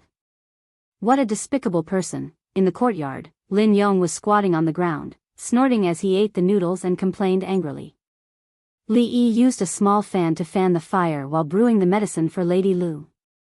Merchants only pursue profit. Don't take friendship seriously. Money is their true friend. Don't think that the three of them are in the same boat now. If there is a conflict of interest, they will turn hostile faster than anyone else, said Li Yi casually as he used a small fan to fan the fire while brewing medicine for Lady Lu. Lin Yong interrupted, my lady is not like that. All right, I know your lady is a good person. Kindness will be rewarded. It's not that she won't repay her kindness, but it's not time yet. Li Yi added more firewood to the pot and said, you don't have to be too angry. No matter what you do, you have to have a bottom line. Otherwise, you'll suffer retribution. Those who cheat others will be cheated. This has been the truth since ancient times. Maybe those families will soon suffer retribution. Lin Yong snorted and finished eating the noodles. He put down the bowl and said gloomily, why haven't I seen evil get retribution? Good people don't live long, but scourges last for thousands of years. In this world, evil people live more freely. Li Yi saw that a window of a room in the inn next door was opened. He stood up and handed the fan to Lin Yong. He patted him on the shoulder and said, believe me, there will always be retribution. It's just a matter of time. I'll go out for a while. Help me watch the fire for a while. Lin Yong squatted down and fanned the fire from time to time. Li Yi walked out of the courtyard and walked into the inn next door. He went straight up to the second floor and knocked on a door 3 times. After 3 knocks, the door opened. Inside the room, a man stood up and said, I've just reached an agreement with those 3 families. Those raw materials will be given to them. It's not convenient for us to use silver notes, so let them directly trade with gold. Unlike other things, colored glass was not only valuable after it was made into colored glasswares. Even if it was just a ball, it was also an auspicious sign and treasure in people's eyes. That thing could be burned in large quantities every day, so there was no time to carve it one by one. It could be casually burned and sold for money. It didn't take time and effort, and it was extremely convenient. The Bai family, the Su family, and the Ma family had obviously joined hands this time to force Lin Wanru to give in. It just so happened that there was no place to sell these things. Previously, they lived in other people's houses, so they would do whatever they could to help. The man smiled and asked tentatively, young master, do you think we can get 10 more points this time? Li Yi looked at them and said with a smile, everyone has worked hard these days. When we go back, everyone will get 50 more points. A few people's faces lit up, and they cupped their fists and said, thank you, young master.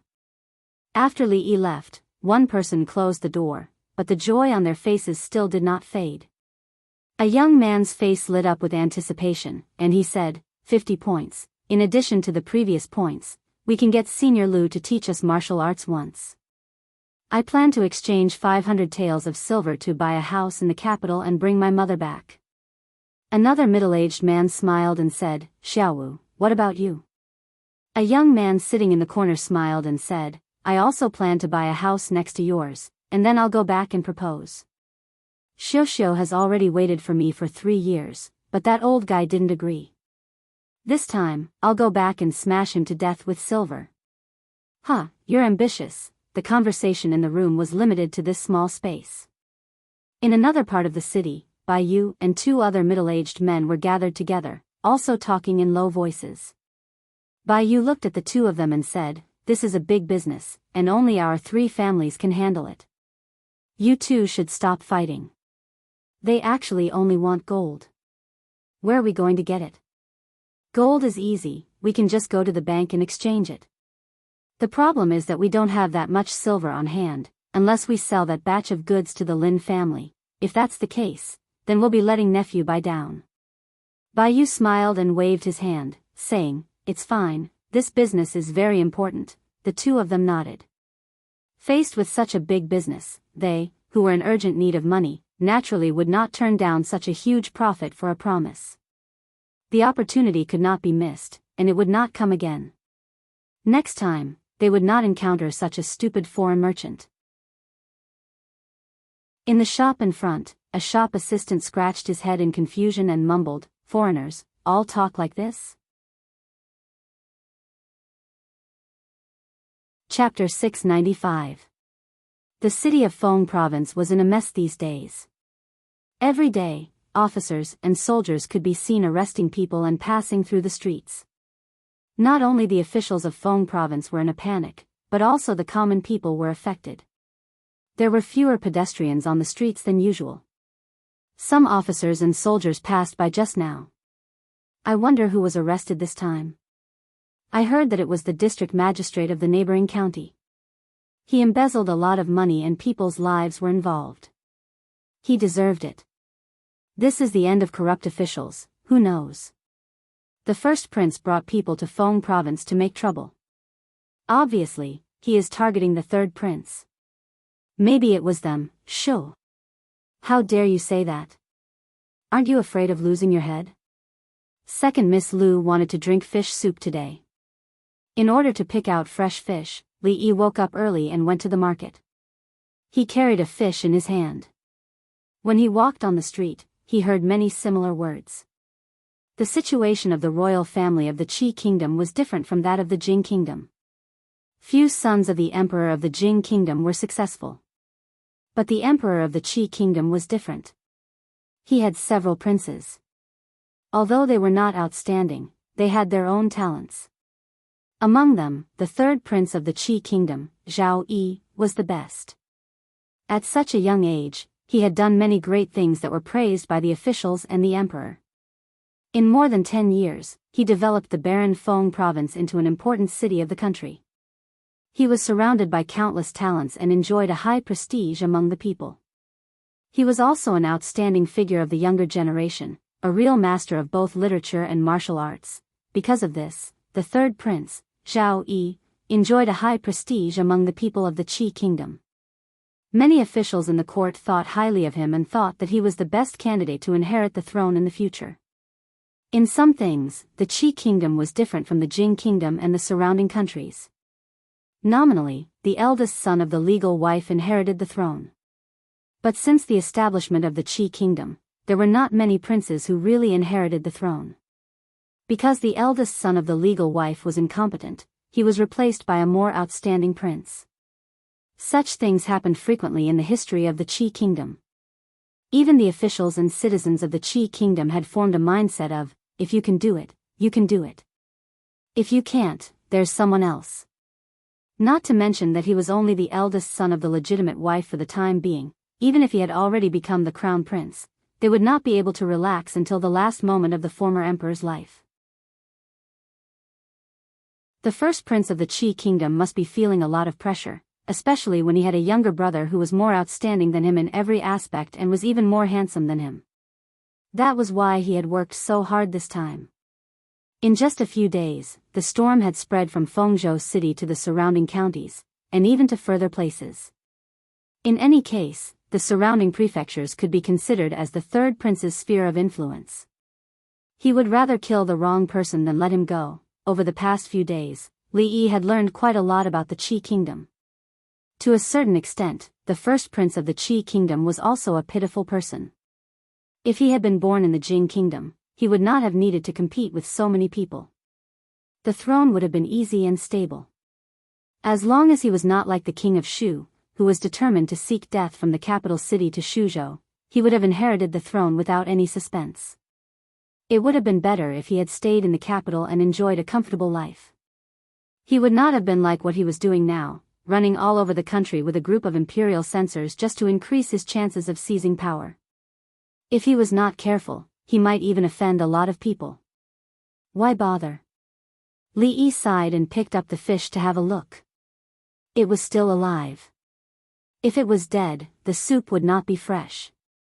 When he walked to the gate of Fonglin Garden, Lin Yong walked in from outside. When he saw him, he was startled and immediately walked up to him. He said, just in time. Miss wants to see you. Come in with me. What's the matter? Li Yi stopped and asked. Lin Yong pulled his arm and said, the Ma family and the Su family are here. They seem to want to discuss something. Oh, it's too late. Let's go there first. Li Yi handed the fish to him and said, I'll go there myself. Help me put this fish into the tank. I'm going to make soup tonight. Don't kill it. Lin Yong nodded and said, okay. What time tonight? I'll go there after I finish my work in the shop. Wanru, we were indeed in the wrong in the previous matter. Shopkeeper Ma sat in his seat and turned to look at Lin Wanru.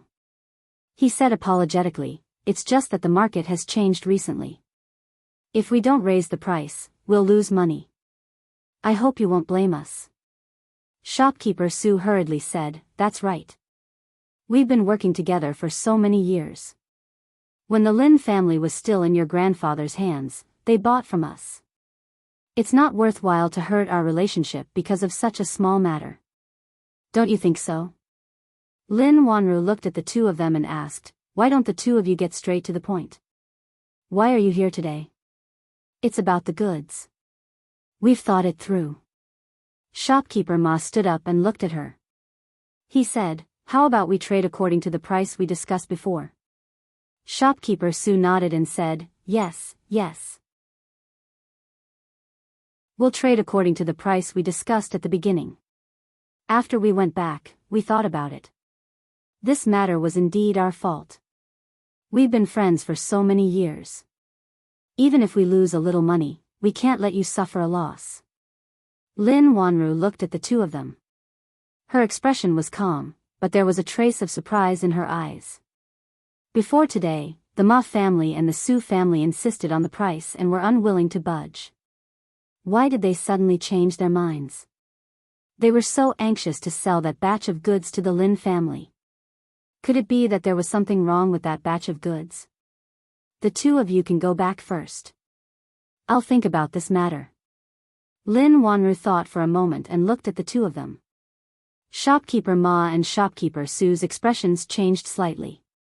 What was there to think about? They were going to trade with those foreign merchants tomorrow. If they couldn't sell that batch of goods, they wouldn't be able to gather enough money. At that time, wouldn't that deal with a sure profit and no loss be ruined? Shopkeeper Ma said in a hurried tone, Wanru, what else is there to think about?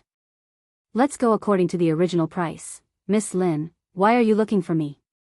Li Yi stood at the door and looked at Lin Wanru. Shopkeeper Ma's words were interrupted. He looked at her with a dissatisfied expression. Lin Wanru stood up and said, come in first. In the past, she did things swiftly and decisively. She wouldn't be influenced by outsiders when she did business. However, she didn't know when she started to care more about the opinions of the people in front of her. Although the other party was just a scholar, he could always give her a lot of inspiration when he talked about business. Time would always prove that his ideas were right. Shopkeeper Ma looked at him and asked Lin Wanru tentatively, Wanru, this is the Lin family's accountant. Li Yi looked at him and said, please wait here for a moment. Lin Wanru said to the two of them first. After nodding slightly at Li Yi, she turned and walked into the inner room. Li Yi slowly followed her. The Ma family and the Su family are going to cooperate with the Lin family again? Li Yi asked. They said that they are willing to trade for the raw materials at the price we discussed before. Lin Wanru nodded and said, they didn't back down at all yesterday. Today, they are so attentive. I don't know what they are planning. Li Yi looked at her and asked, haven't you bought a lot of things from the foreign merchants? Can you still eat those goods? It's a bit difficult. Lin Wanru shook her head and said, but with those goods, the Lin family won't have to rely on these three families for a few years. It's an opportunity. Li Yi thought for a moment and said, then let's go. Seeing the two of them coming out, shopkeeper Ma and shopkeeper Su immediately went to greet them. Shopkeeper Su asked eagerly, Wanru, have you thought about it? Li Yi smiled and walked forward. He said, the Lin family, the Ma family, and the Su family have been cooperating for so many years. Do you still need to think about this? The two of them looked at the young man in front of them and were stunned. Since when did the affairs of the Lin family become decided by an accountant? However, seeing that Lin Wanru didn't move, shopkeeper Ma seemed to have realized something. He smiled and said, that's good. That's good. Then the price will be according to, the price is not a problem as long as it's cheap. Li Yi waved his hand and said, sit down and talk. Chapter 696. Seeing that Lin Wanru's attitude seemed to have changed, shopkeeper Ma and shopkeeper Su sat down at ease and took a sip of tea. Shopkeeper Ma said unhurriedly, both our families have prepared the goods. May I know when the Lin family will pick them up? There's no rush. Li Yi picked up his teacup and took a sip. Before that, there's one more thing I need to make clear to the two of you. Lin Wanru looked at him, then at the teacup in his hand. Her lips parted slightly, but in the end, she did not say anything. Feel free to speak your mind, Manager Su said with a smile. He looked at the young man sitting in the main seat, then at Lin Wanru. He thought to himself, the Bai family has plotted against the Lin family for so long, but in the end, it was all for someone else's benefit. Fortunately, Bai Yu did not come today.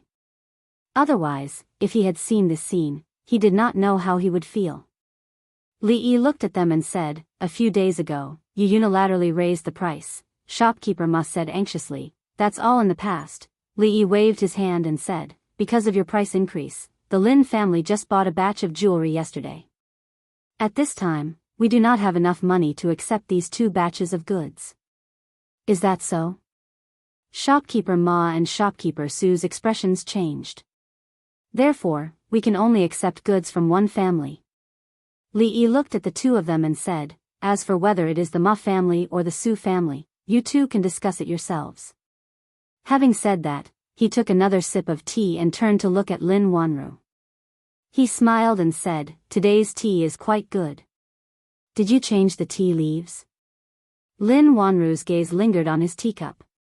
She said, no, it might be because of the water. The water today was specially picked from the mountain spring by Big Brother Lin. Having said that, she glanced at shopkeeper Ma and shopkeeper Su, whose expressions had changed slightly, but did not say anything. The price of the jewelry bought from the foreign merchants was low. Although it was not a small amount, the Lin family did not have to worry about it. If they really wanted to accept the goods from the Ma and Su families, they would only be a little nervous. He glanced at Li Yi again, and he more or less understood the meaning of Li Yi's words. One family? Shopkeeper Ma's expression changed slightly. He did not expect that the Lin family had already found a new partner. If he could only accept goods from one family, then the goods from the other family would have to remain in his hands. The reason why they had unscrupulously raised the price before was that this line of business had already been established in Fengzhou.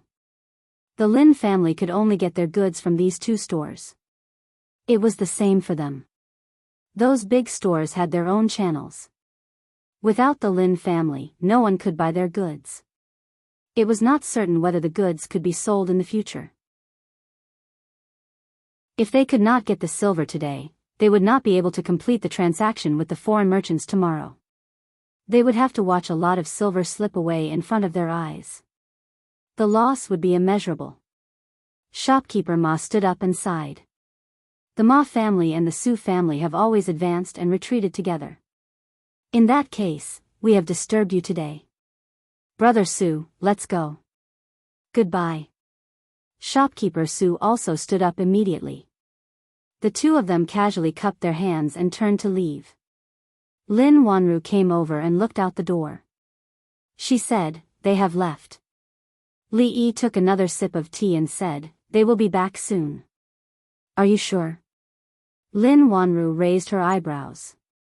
Li Yi smiled and said, wait and see. Although they called each other Brother Ma and Brother Su affectionately, it was just a fake brotherly relationship.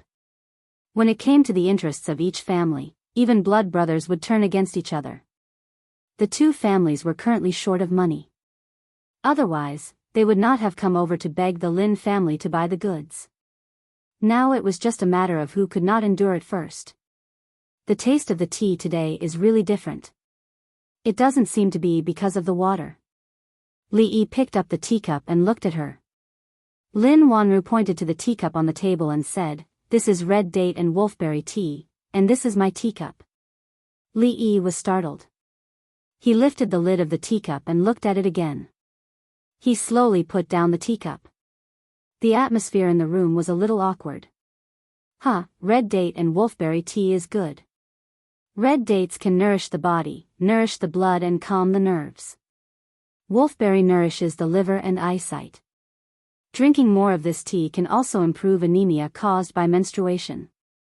Cough, in short, drinking more is good. Li Yi coughed twice and stood up from the chair. He cupped his hands towards the door and said, Shopkeeper Ma, please come in. Seeing Shopkeeper Ma walk in again, a trace of surprise finally appeared on Lin Wanru's face. A smile appeared on Shopkeeper Ma's face and he said, Miss Lin, I thought about it. We can still talk about that batch of goods again. Lin Wanru looked at Li Yi. Li Yi took a step forward with a troubled expression on his face and said, Shopkeeper Ma, to be honest, our Lin family does not lack jade materials this time. Instead, we are more interested in the Su family's gemstones. So, Shopkeeper Ma, I can only apologize. Shopkeeper Ma was startled. His expression suddenly changed and he immediately said, Miss Lin, think about it again. Recently, the market for jade has been very good. There is no harm in hoarding more goods. Li Yi shook his head and said, I'm sorry, Shopkeeper Ma. We still think, 90%. Shopkeeper Ma looked at them and said, I'll lower the price to 90%. 90% of the market price is fine. This time, the amount of lioli was huge. He calculated the family's surplus money and scraped together some from here and there, but it was still far from enough. The value of this batch of goods was not small. It could be said that this batch of goods was his last hope. Li Yi frowned and shook his head. This is really not a problem of money. Shopkeeper Ma clenched his teeth and said with a trembling voice, Give me another 5%. Can you give me another 5%? Money is really not important. Shopkeeper Ma's eyes were already filled with tears. He clenched his teeth and said, 80%. 80%. I can't go any lower. Go outside and ask around. There is no such price anywhere. Lin Wanru looked at Shopkeeper Ma. She had been dealing with him for many years, but this was the first time she saw such an expression on his face. When she turned to look at Li Yi, the expression on her pretty face became somewhat complicated. What confidence did he have to be able to force Shopkeeper Ma to this state? You said there is no such price anywhere. A cold snort came from outside the door. Shopkeeper Su strode in and said coldly, My Su family is willing to give you another 5% on top of the 80%. Surnamed Su, what is the meaning of this? Surnamed Ma, what is the meaning of sneaking back here? Aren't you? Li Yi looked at Lin Wanru and shrugged slightly. He was very pleased with his prediction. Lin Wanru glanced at him and sat down on a chair to the side. She took a sip of tea and looked at the two quarreling men in the hall. She sighed. At this moment, she actually felt some sympathy for them. Suddenly, as if she had thought of something, she slowly turned her head and looked at the teacup in her hand. The expression on her pretty face froze and she didn't even swallow the tea in her mouth. You two, calm down. Calm down. The atmosphere between the two people gradually became white-hot. When one of them was already looking at the chairs in the hall, Li Yi knew that he couldn't let them continue arguing like this. We are all doing business together. We see each other all the time. Don't hurt the harmony between us. He walked in between the two people and separated them. He said, Isn't it because of the problem of the goods?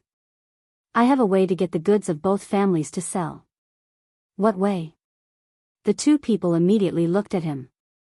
How about we sell the goods of both families at 50% of the market price? Li Yi looked at them and encouraged, this way, the Lin family will be able to buy all the goods of both families. Pu Lin Wanru's body leaned forward slightly. She almost spat out the mouthful of tea that she didn't know whether she had swallowed it or spat it out. When she saw Li Yi looking at her, she awkwardly covered her face with her sleeves and secretly wiped away the water at the corner of her mouth. When she raised her head, the expression on her face froze. She had finally swallowed that mouthful of tea in a panic. At this time, shopkeeper Ma and shopkeeper Su finally recovered from the shock of that sentence. 50%? Why don't you just rob a bank? Shopkeeper Ma was the first to jump up and down. Shopkeeper Su quickly said, do you know what you are saying? 50%? How are we going to make a profit? Our Lin family is also in this business. Li Yi looked at the two of them and said, everyone knows how much profit there is in this business. You can still make a profit from 50%. As humans, don't be too greedy, that's for you. Shopkeeper Ma looked at him and said angrily, Brother Su, let's go. Shopkeeper Su's expression changed. He clenched his fists in his sleeves and finally relaxed them. He closed his eyes and said slowly, Brother Ma, you go back first. I want to have a good talk with this greedy young man. Chapter 697. Shopkeeper Ma stood rooted to the ground and looked at Shopkeeper Su in astonishment. You'll do it even if it's 50%? Shopkeeper Su stared into his eyes as if he could see through his thoughts. Are you not going to do it? Shopkeeper Ma's expression became a little unnatural after being seen through. He said in a low voice, 50%? I won't be earning much, it doesn't matter. Even if we can't do business, we can still be friends. Seeing Lin Yong looking around outside, Li Yi waved at him and said, Brother Lin, come and send Shopkeeper Ma off. Shopkeeper Ma clenched his fists and loosened them. A dry smile quickly appeared on his face as he said, Don't worry, don't worry. Everything can be discussed. Without the Lin family, this batch of goods could not be disposed of in a short period of time. The business with the foreign merchants would also be ruined. That young man was right. If they sold the goods at half price, they would not suffer a loss. However, the profit would be pitifully small. Of course, if they rejected the Lin family, they would eventually make a move. However, they could not afford to wait any longer. The profit from this batch of goods was a small matter. Lioli was a big deal. They could not lose the big picture for the small. They had learned this principle decades ago. At this moment, while the two of them were feeling gloomy, they could not help but feel resentment towards the Bai family. If not for Bai Yu's persuasion, they would not have suddenly made things difficult for the Lin family and they would not be in this situation today. Shopkeeper Ma turned to look at Lin Wanru. There was a hint of pleading in his voice. Wanru, 50% is too little. We've worked for nothing these days. Why don't we add another 10%? Lin Wanru raised her head to look at Li Yi. She stood up from her chair but did not reply. Shopkeeper Ma closed his eyes and said anxiously, 5%. Even 5% is fine. After the two shopkeepers left, Lin Wanru's strange gaze made Li Yi feel a little guilty. He looked away and said, You don't know, but I'm actually very good at bargaining. Lin Wanru finally opened her mouth and asked, Why did they still agree when we lowered the price to such a low level? Li Yi shook his head and said, How would I know? Maybe they found their conscience and felt guilty to the Lin family, so they wanted to make up for it and seek peace of mind. I heard that some people have some special hobbies. The more they lose in business, the more peace of mind they feel. The way Lin Wanru looked at him now was completely different from before. The final transaction price with the Ma family and the Su family was 55% of the market price, which was already an incredibly low price, exactly half of the price they offered 2 days ago. This was simply unimaginable in the past. It could even be said that the Lin family got a bargain for nothing. Lin Wanru looked at Li Yi again. It seemed that since he came here, the opportunities for the Lin family to get a bargain for nothing had increased. Seeing that her eyes had been circling around him, Li Yi felt uncomfortable all over. He stood up and said, "If there's nothing else, I'll leave first." "There's still a fish to deal with at home." Lin Wanru finally withdrew her gaze, stood up and said, "Thank you for today's matter. It's just helping to haggle. It's a small matter. I'm leaving." Li Yi waved his hand and walked out of the door. Watching him walk out, Lin Wanru sat down again and stared blankly at the teacup on the table. She had been in charge of the Lin family for a few years and encountered many things in business. She had also accumulated some experience and means, but all the means were generally in line with the norm. Today, her horizons had been truly broadened. She had seen very clearly that when shopkeeper Ma and shopkeeper Su had left, their eyes were glistening with tears. Every time this happened, she would start to wonder who the people she had picked up back then were. Shopkeeper Ma and shopkeeper Su's decisiveness had actually slightly exceeded Li Yi's expectations. He had thought that it would be good enough if they could lower the price to 70%, but it seemed that he had underestimated the importance they placed on the deal tomorrow. A large batch of azure glass was going to be shipped to the Qi Kingdom. This time, they were destined to suffer a loss. He felt a little guilty for setting them up twice in a row. When he walked out of Fragrant Forest Park, he was surprised to find that the two men had not left yet. The young man named Baiyu was also at the entrance of Fragrant Forest Park. He must have bumped into the two men when he was about to enter. Shopkeeper Ma, shopkeeper Su. Baiyu was about to greet the two men, but they merely glanced at him coldly and walked straight past him. If not for Baiyu, they would not have suffered such a huge loss this time. They had accumulated a bellyful of anger earlier, so naturally, they would not be in a good mood when they saw him again. Baiyu looked at them suspiciously. "The two of you, you're going to look for Miss Lin again?" Shopkeeper Ma glanced at Baiyu and sneered. "Nephew Bai, I'm afraid you're going to waste your efforts this time. You've been so attentive so many times, but in the end, haven't you ended up benefiting a pretty boy?" Shopkeeper Su shook his head. "Brother Ma, how can you say that? Nephew Bai doesn't know about this yet. Don't stab him in the chest again." Baiyu's expression changed. "What do you mean? What do you mean by cheap pretty boy?" This time, the two men merely glanced at him mockingly before turning to leave, leaving Baiyu standing where he was. His expression began to fluctuate. Li Yi walked past him. He glanced at the two men's backs and curled his lips. What kind of people were they? Miss Lin had kindly accepted their goods so that they would not miss out on tomorrow's big business. Not only were they not grateful, they even dared to spread rumors about her. Were they even human? He had seen all of this. Lin Wanru had always been clean and virtuous. The man who had appeared by her side was the married man, Lin Yong, who was in charge of her safety. Where did this pretty boy come from, pretty boy? When he reached the entrance of his courtyard, Li Yi's footsteps paused. He turned around and looked in the direction that the two men had left. The trace of guilt in his heart instantly disappeared without a trace. "It was a pleasure working with you. It was a pleasure working with you." Shopkeeper Ma nodded to the foreign merchant and opened a large box placed in the center of the shop. After carefully inspecting the items inside, he waved his hand at the shop assistant behind him. The assistant immediately handed the box over to Shopkeeper Ma. The foreign merchant took the box and opened the lid. He saw that it was filled with neatly stacked gold nuggets.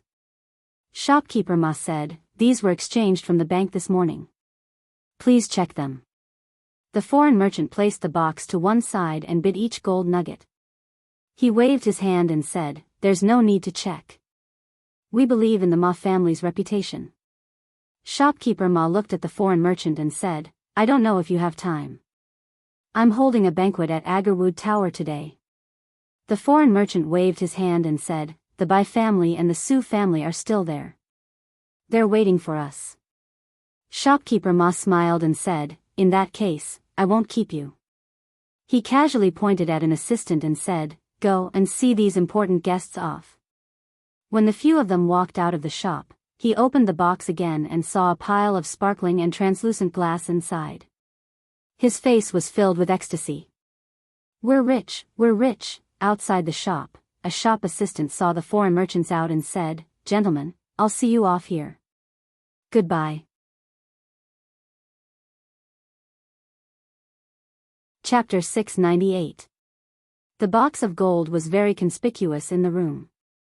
It was not that Li Yi had never seen so much money, but he had only seen such a scene of a whole box of gold in front of him in a TV series. When they were most short of money and manpower, they could only rely on selling jade pendants and poems to barely make a living. It was such a difficult period of time. It was only a month, but with so much money in front of them, their hearts were already calm. If it was someone else who saw so much gold, they would immediately become a nouveau riche. They would not be happy if they did not go out and spend hundreds of taels of silver. He closed the box and put it under the bed. When he walked out, he saw the second young lady of the Liu family slowly practicing Tai Chi in the courtyard. This was the improved version of Rui's Tai Chi. It focused more on actual combat, and the movements looked more beautiful. "Get ready, we'll go out in a while." Li Yi looked at her and said, "What are we going to do?" Mississippi Liu continued her movements and asked without turning her head. "We've earned so much money. How can we not buy something to splurge on? Why don't we spend at least 1,000 taels of silver?" Li Yi urged, "Hurry up, we'll leave after we finish eating." No matter in the past, present, or future, women couldn't resist the temptation of shopping. Even a fairy like second Miss Liu, who didn't eat the food of the mortal world, would occasionally like to go shopping, even if she only bought a bunch of useless things. After finalizing the plan for today, when Li Yi was busy in the kitchen, Lin Yong came over, leaned on the door, and asked, "Li brothers, do you have anything to do after dinner?" Li Yi did not turn around and said, "I'm going out to buy something after dinner." Lin Yong clapped his hands and said, "Miss is going out in a while. She asked me to ask you guys if you want to go out together." Since Lin Wanru refused to pay him the last time, he would always do something intentionally or unintentionally. For example, he would give Mississippi Liu a hairpin, a bracelet, or when he passed by a clothing store and saw a beautiful dress, he would also buy it for her, like a disguised compensation. This kind of thing happened every few days, and Li Yi was used to it. "Okay." Li Yi only hesitated for a moment and nodded in agreement. For such a long time, second Miss Liu had been staying at home to recuperate. Occasionally, she would go out with him. Other than him, the only other person she came into contact with was Lin Wanru, who would occasionally come to talk to him. Li Yi noticed that Lin Wanru did not seem to have many friends. Every day, she would go to the Lin family and go to the shop. These two women did not like to talk, but during this time, they actually established a strange relationship. Of course, although they did not like to talk, there were different levels. When he was with Mississippi Liu, Lin Wanru talked more. It was actually a very tiring thing to go shopping with women, because they did not know tiredness at all. When passing by the most famous rouge and powder shop in Fengzhou City, Mississippi Liu and Lin Wanru went in, and he and Lin Yong could only wait outside. Although there was no sign outside this shop that said, "Men are not allowed," generally men would choose to avoid it. Inside, there were all women. The mixed smell of rouge and perfume made Li Yi very uncomfortable. Lin Yong squatted on the steps and asked, "Li brothers, such a small bottle of perfume actually dared to sell for 2 taels of silver, and these women still rushed to buy it. I really don't understand what they are thinking." Li Yi lowered his head and glanced at him. If a rough man like him could understand the mind of women, the sun would rise from the west. 2 taels of silver was nothing. A small bottle of limited edition Blue Enchantress in the capital of the Jing Kingdom cost 200 taels of silver, and a large group of people rushed to buy it. Even so, there was no market for it. Even if you had money, you could not buy it. The perfume in the Qi Kingdom was only bought from the capital. One bottle could be bought for 2 taels of silver, and it could not even recover the cost. If the perfume sold by these black-hearted purchasing agents was not diluted, his name would be written upside down. Next to the shop was a tea stall. At this time, there were many customers in the tea stall, drinking tea and chatting. Li Yi was not in the mood to listen to them. He estimated that in at most half a month, they would be able to set off for their return. This time, they did not enter the Qi kingdom too deep. If they were fast, they could reach Shuzhou in 2 days. Under his careful care, Mississippi Lu's body had recovered. The closer the day of their return, the more he looked forward to it. There were still some faint voices in his ears, such as, corrupt officials, first prince, for the country and the people, and so on. Lin Yong was a restless person. Li Yi did not pay attention to him, and the old man beside him would not talk to him either. He simply moved his butt and leaned to the side. You don't say. This time, those people have really done a lot of good things for Feng province. Corrupt officials should be arrested, the more the better. The more they arrest, the better the lives of the people will be. A young man dressed like a scholar glanced at him and said, "That's true, but nothing is absolute. It may not be a good thing to make such a big fuss and go to war. The whole Feng province and the neighboring provinces are in a mess, which is not a good thing for the people." Someone said, "Yes, which official is not corrupt? Big or small, the result is the same. These days, there is no one in the county government to handle the case, and the bandits have become rampant. Every morning, people go to the county government to report the case, and there is a long line at the door.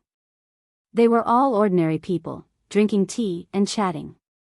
Finally, Lin Yong found someone who was willing to talk to him. He simply sat beside the tea stall and chatted with the people. Li Yi leaned against a pillar, thinking about whether Rui would give birth to a boy or a girl, and what name he should give to the boy, and what name he should give to the girl. Suddenly, he heard a voice. "Young master, what do you think about the first prince's investigation of the corrupt officials in Feng province?" He turned around and saw an old man with gray hair standing up beside the tea stall. The old man looked at him and said with a smile. Li Yi looked at him from head to toe and shook his head slightly. He was holding a small book in his hand, which was probably a record of all kinds of rumors he had heard from the people of Feng province. The thin bamboo tube at his waist should be filled with writing brushes. Looking at his extremely familiar appearance, he could catch anyone on the street and ask them about their opinions on the current affairs of the court. The censors of the Jing kingdom and the Qi kingdom were all the same. They had a few new tricks up their sleeves. The way they handled things was also simple and crude. Even if they were a little tactful, it would not be easy for people to guess their identity. One could not speak carelessly in front of the imperial censors. These people were all hearsay memorials, which meant that as long as they heard some news, no matter whether it was true or false, they could openly talk about it. If Li Yi said that the third prince of the Qi kingdom, Zhao Yi, and the sage of poetry, Zhao Xiuan, had some kind of shady deal for a long time and it was heard by one of the censors, it would not take long before everyone knew that the two of them liked men. They did not have to take responsibility for their words. This was the privilege of the censors. How else can I look at it? I'm standing in front of my house. Li Yi looked at him and said, "These few days, the soldiers have been arresting people outside every day. It's very lively." The old man had a smile on his face. He was about to ask some questions, but his mouth opened halfway. He did not know what he wanted to ask.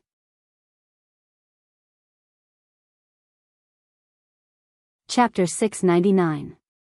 I'm asking for your opinion on this matter, not where you stand, nor am I asking if you're enjoying the commotion. Zheng Yuanliang had been assigned to the Imperial Censorate a few years ago to oversee the military, economy, and production in Feng province and neighboring provinces. He would report to the capital every 6 months. Feng province was governed by the third prince. The people lived in peace, and the politics were clean. Although there were occasional crimes committed, they were almost negligible. These crimes were unavoidable even in the capital. Other than assigning the censors to various places, the Imperial Censorate would also conduct a large-scale operation every year. They would send out a large number of censors to patrol the provinces and counties.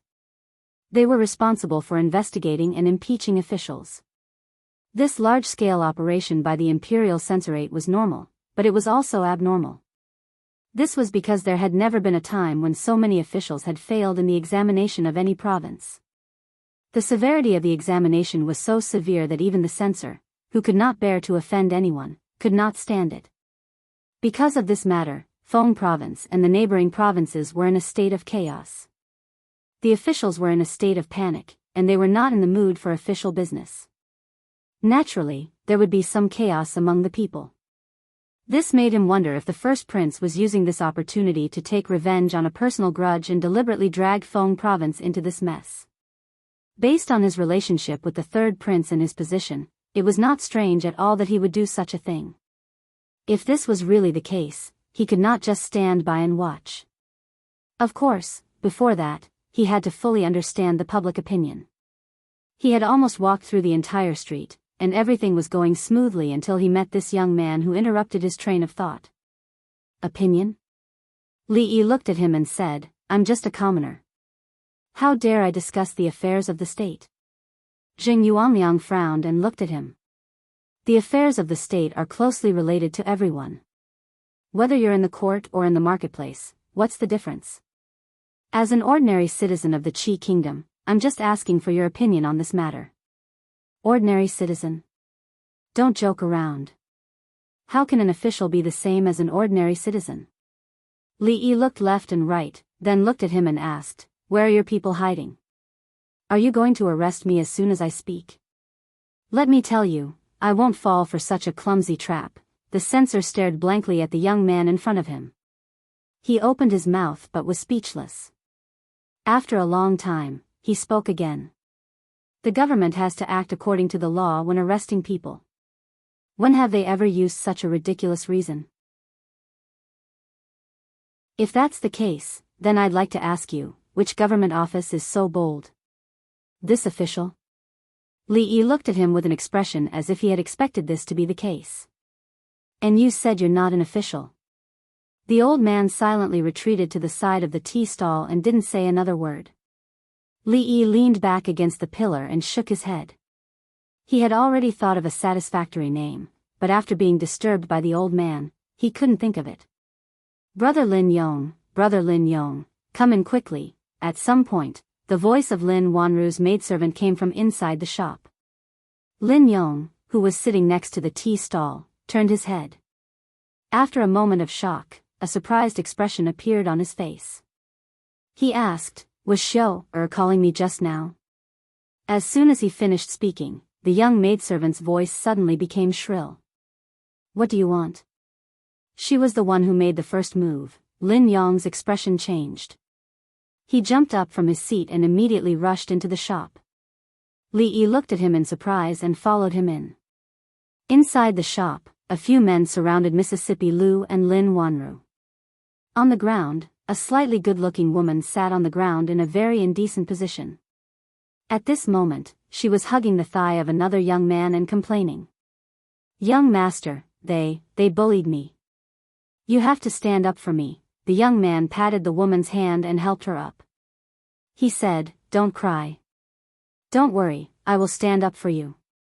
Lin Yong rushed to Lin Wanru's side and asked, "Miss, what happened? Are you all right?" Lin Wanru looked back at Mississippi Lu and just shook her head slightly. The maidservant named Xiao said hurriedly, "Just now, Miss had already bought that perfume. That lady said she saw it first and insisted that Miss give it to her. Miss only said a few words to her and she wanted to slap Mississippi. Then, Miss Lu grabbed her wrist and gently shook it. She sat on the ground by herself." At this time, the young man came over and looked at Mississippi Lu. After a moment of shock, he said slowly, "Let's not talk about who saw the perfume first. I'm afraid it's a bit too much for this lady to hit someone without saying a word." Xiao said unhappily, "It was you who started it." Lin Wanru patted her on the shoulder and walked out. She looked at the young man and said, "We are very sorry about what happened to this lady. However, everyone in the shop saw clearly that it was the lady who started it. Even if we report this to the authorities, we are still in the right. Why don't we each take a step back and let this matter end here? What do you think?" The young man looked at her face for a long time and then looked at the other woman behind her. He suddenly smiled and said, Miss, you are really reasonable. This is a small matter. It's not good to make a big deal out of it. We were also in the wrong just now. Let me buy this bottle of perfume as an apology, okay? By the way, I still don't know your name. The woman behind the young man had a smug look on her face. Suddenly, things took a turn. Mr. Dujin, who had promised to stand up for him, suddenly changed his mind. Not only did he not intend to pursue the matter, but he also wanted to give the perfume that he liked to that woman. Mister, she pulled the young man's shoulder. The young man turned his head and looked at her coldly. The woman felt as if a bucket of cold water had been poured over her head. She could no longer say anything. I appreciate Mr. Dujin's kindness. Lin Wanru took a step back and looked at Mississippi Lu. She said, let's go. Miss, please wait. The young man took a step forward and reached out his hand to stop them. However, his shoulder was pressed against by someone's palm. Li Yi used his other hand to point at the woman with heavy makeup who was standing there in a daze. He said, your lady is over there. Who are you? The young man frowned and asked. Li Yi tilted his head and looked at Mississippi Lu and Lin Wanru. He then turned his head to look at the young man and asked, what do you think? The young man was stunned for a moment. He seemed to have thought of something, and a look of pity appeared on his face. What a pity, the expression on his face became one of disgust. He looked at Li Yi and said coldly, I hate it when people touch my shoulder. Li Yi patted his other shoulder and said, this is an illness. It needs to be treated.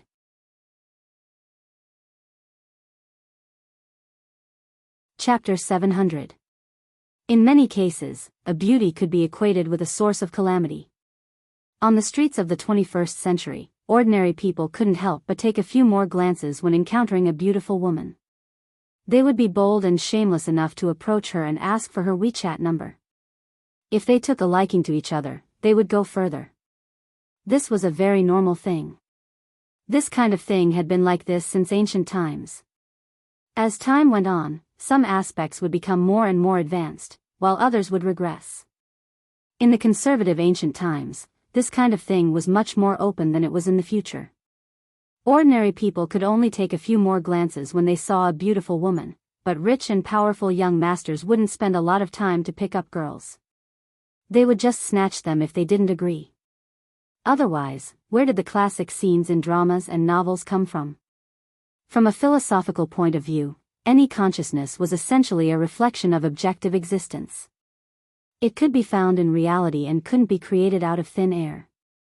Zhen Guanxi forcefully married Jin Suelian, Gaoya forcefully snatched Lady Lin. In the water margin alone, there were more than 10 cases of women being forcefully snatched. Art came from life but was higher than life. When Mr. Shi wrote these stories, he didn't create them out of thin air. Being in a foreign country, Li Yi didn't want to cause trouble. However, seeing such a playboy touching Lin Wanru, he couldn't pretend that he didn't see it and act like he didn't. There was no need to be afraid at all. Sue's head was standing at the door. Was there a need to be afraid? I said that I hate men touching my shoulders the most. The smile on the young man's face disappeared. He took 2 steps back and ordered the men, break both of his hands. I'll see who dares. Lin Yong roared and stood in front of Li Yi. The men who looked like guards walked over to them. The woman in the shop had long run out in fear, but it attracted the pedestrians on the street to stop and watch. The 2 young men strolled on the street. If one were to observe carefully, they would notice that the people around them would look around vigilantly from time to time, forming an airtight encirclement around the 2 of them. Zhao Zheng looked around and said, Brother, these censors have been stirring up trouble in Feng province recently. You won't blame me, right? Zhao Yi shook his head and said, this is the duty of the imperial censors. Imperial brother worries too much. As the 2 of them walked along, they saw some chaos among the commoners. Zhao Zheng was very pleased with himself, but when he turned his head, he saw that Zhao Yi's face was expressionless. There was a hint of anger, but it was gone in a flash. My heart is comforted that royal younger brother understands. Zhao Zheng nodded his head and said, Imperial brother has good intentions. Although Feng province looks stable on the surface, there are still many hidden dangers inside. If we don't punish these parasites, I'm afraid they will become a big problem in the future. Zhao Yi nodded, but did not speak again. The problems that had been exposed in Fengzhou were far beyond his expectations. He thought that there would always be some vermin, but he did not expect there to be so many of them. The people from King Feng's mansion had been following those sensors all the time. It was impossible for them to be biased. Because of this, he really noticed some things. Feng province was under his watch, but it was already like this. How bad would the other places in the Qi kingdom be? If it was not treated, the country would be destroyed in the long run. This was the historical experience that he learned from the history books. It was inevitable, but it could last for a long time. If it was treated seriously, some uncontrollable things would happen in a short period of time. Some news from the Jing kingdom had just been placed on his desk. The investigation of officials in the capital city of the Jing kingdom involved a lot of people. It was very similar to the current Feng province. However, even the wise Emperor Jing could not solve the problem. After the chaos, there was no follow-up. Even the ruler of a country could not control it. It was obvious what happened to the eldest prince. In addition, there were some things that were a little difficult for him to understand. The scene was so similar, and the method was so similar. The secret agents of the Qi kingdom and the Jing kingdom tried their best, but they could not learn the legendary debit and credit method. How did it spread to the Qi kingdom? On the piece of paper that money god of fortune picked up, the words borrow and loan were clearly written. The Jing kingdom's arithmetic academy, the debit and credit method, the director Li Yi, the amazing poetry, the dragon jade pendant. These things were intertwined. In his heart, he was sure that the person he wanted to see was in the Qi kingdom, in the city of Feng province, in a place that he could not see. Be careful, young master. A shout suddenly came from beside him. Zhao Yi raised his head and saw a huge object flying out from the shop next to him. Immediately, one of the shadow guards flew up, stepped on the object, and used his weapon to block it. Several men with their arms crossed ran out of the shop in a hurry. Then, several figures came out from inside. Zhao Yi looked over subconsciously. The one walking in front was a young man. His eyes stayed on the young man's face for a moment and then moved away. These things would be handled by someone. When he was about to leave, a voice came from beside him. What's going on?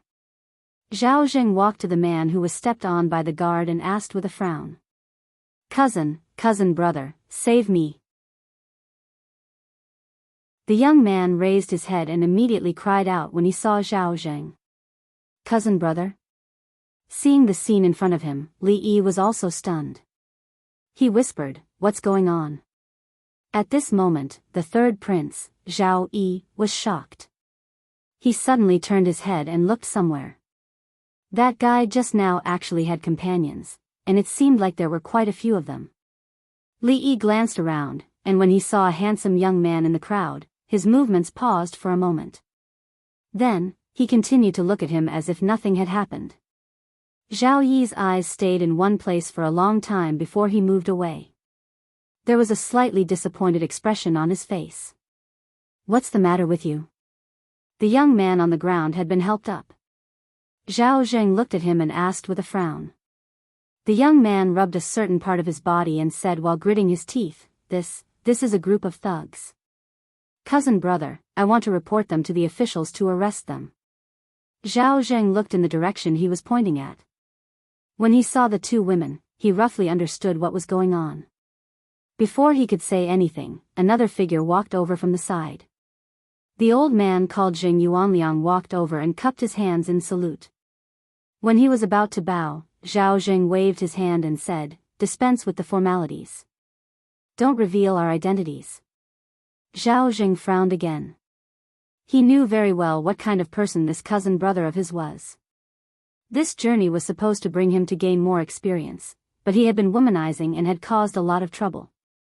He could show himself in other places, but this was Feng province. Any mistake would be used against him. For example, Zhao Yi and the censor in front of him, who had not been very willing to cooperate with him before. He looked at the young man and said, "Be obedient and go back to the relay station." After being glared at by him, the young man immediately retracted his head and said no more. Seeing Zhao Yi look over, Zhao Jing shook his head and said, "It's just a misunderstanding. Let's go." The third prince, Zhao Yi, nodded. He looked in a certain direction again and turned to leave. "Are you all right?" Lin Wanru walked up to him and asked with concern when she saw that the people had left quickly. She was still a little shocked when she recalled the scene when he had thrown the man away with one hand. It was really hard to imagine that he looked so weak, but he had such terrifying strength. "I'm fine." Li Yi shook his head and said, "Let's go." He was still a little surprised. They had not seen each other for a long time, but he had recognized the young man at first glance. The young man who had been looking at him for a long time was the third prince of the Qi kingdom, Zhao Yi. The man beside him who had whispered to the censor not to reveal their identities should be the first prince of the Qi kingdom. Who would have thought that the rumored first prince would actually be such a sensible person? About 10 steps away, the first prince of the Qi kingdom, Zhao Zheng, and the young man were a few steps behind Zhao Yi. Zhao Zheng looked at him and said in a low voice, "After I'm done with my business, I'll make arrangements for you. When that time comes, you can do whatever you want with those two women. These days are special, so you'd better know your place." "I understand." Although the young man's eyes were filled with reluctance, he still lowered his head and said. Li Yi turned his head and pointed in a certain direction. He asked the slovenly old man, "What did he say?" "I didn't hear him clearly." Su looked at him strangely, then turned to look at Lin Wanru and Mississippi Lu. He peeled a white rabbit creamy candy and popped it into his mouth.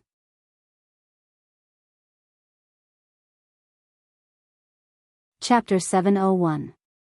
Although there were some unpleasant interludes during this shopping trip, fortunately, they were all resolved satisfactorily. Lin Wanru gave the bottle of perfume to second Miss Lu. Beside her, Lin Yong muttered in a low voice. This 2 taels of perfume was extremely expensive. His wife had been talking about it for half a month. Yesterday, he really couldn't stand it anymore, so he bought her a bottle. Lin Yong would feel uncomfortable if he didn't talk to others. He just needed to listen. Thinking of something, Li Yi turned to look at Lin Wanru and asked, "Isn't the conflict between the first prince and the third prince irreconcilable?" "It doesn't seem to be the case." "Are the rumors wrong?" Lin Wanru looked at him and asked doubtfully, "When did you see the first prince and the third prince?" Li Yi pointed in a certain direction and said, "Just now, the young man who passed by the perfume shop was the third prince." "Didn't you see him?"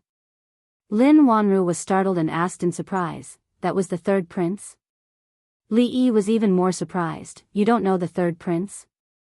Lin Wanru looked at him with a hint of doubt on her face and asked, "Although the third prince has been in Feng province for more than 10 years, he has never officially shown his face. Even some officials in Feng province city don't know what he looks like." "How do you know him?" Li Yi was startled, then looked at him and asked doubtfully, "He has never shown his face?" "No." Li Yi thought for a moment and said with a smile, "The third prince went to the capital of the Jing kingdom last time.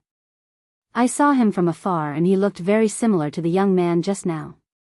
However, it might not be him." "Does the third prince have a twin brother?" Lin Wanru shook her head and said, "I've never heard of it." "Then I might have seen wrongly." Li Yi turned his head and looked around. He pointed to a shop not far away and said, "There's a cloth shop over there. Let's go and see if they have any new fabrics. The weather is good today, and the clouds in the sky are so white. It's a good time to buy 2 bolts of fabric. The weather is not bad, the clouds are so white, buying fabric." Looking at Li Yi who was striding forward, Lin Yong scratched his head and asked in surprise, "Does this matter?" "Let's go," Lin Wanru said in a low voice. When she raised her head to look at the figure in front of her again, a trace of doubt appeared in her eyes, but it quickly disappeared. She shook her head and strode forward. One should not be afraid of a thief stealing, but one should be afraid of a thief remembering. Of all people, it had to be Lin Wanru and Mississippi Lu. This was the Qi Kingdom, and there were many things that he could not directly intervene in. Since he already knew that Lin Wanru would face some unknown dangers in the future, he could not pretend that he did not know and just walk away. The first prince, right? Very busy recently, right? Then continue to be busy. It was good to be busy, to be busy. Li Yi stood at the door of a shop and rubbed the space between his brows out of habit. As he was worrying about the feudal construction of the Qi Kingdom, an old man came up to him and asked in a low voice, "Young master, may I disturb you for a moment?" Li Yi looked at the old man.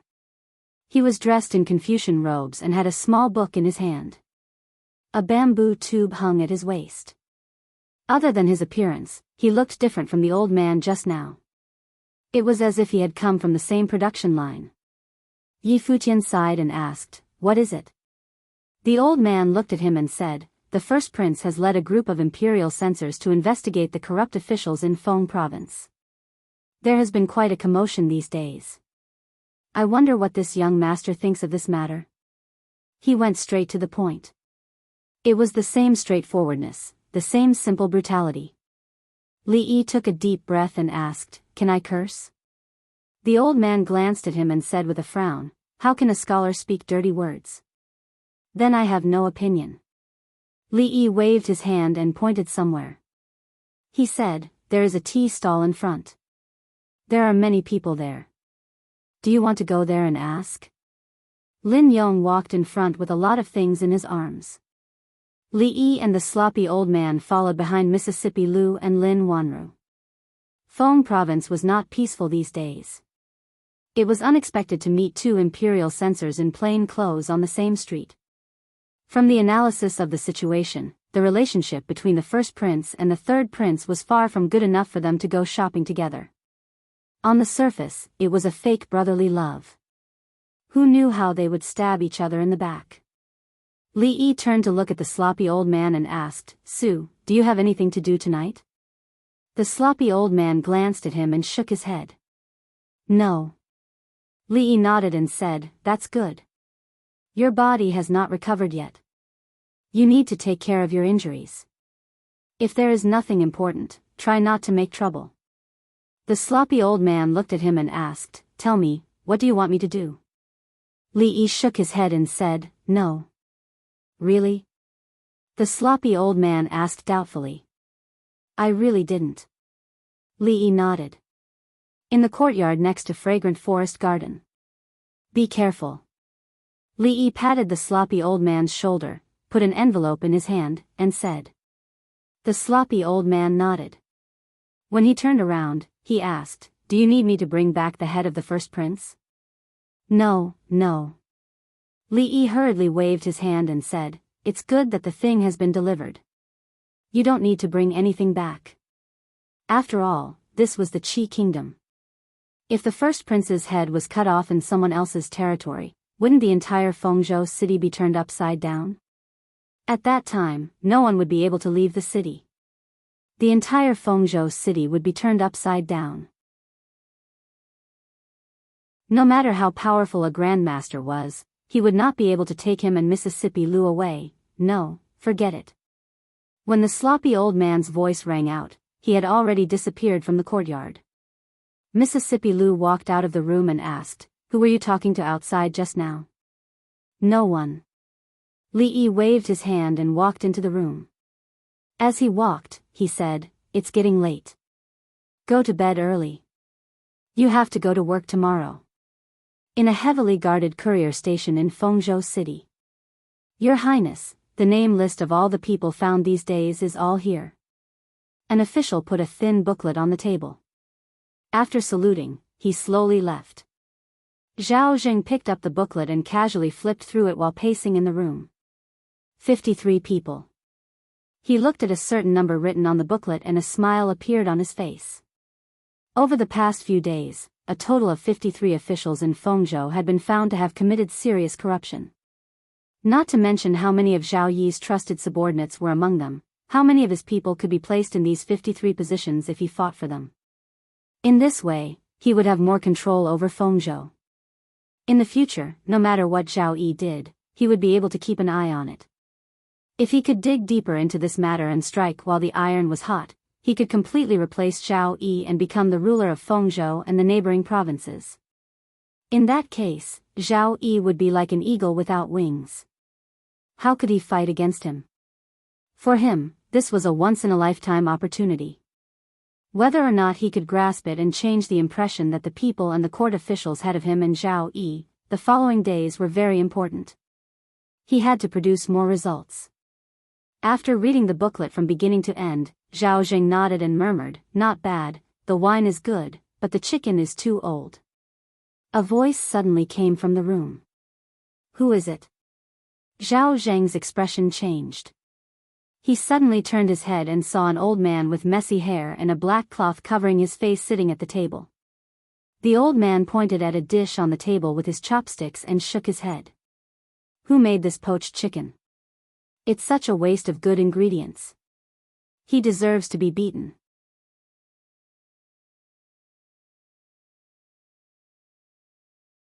Chapter 702.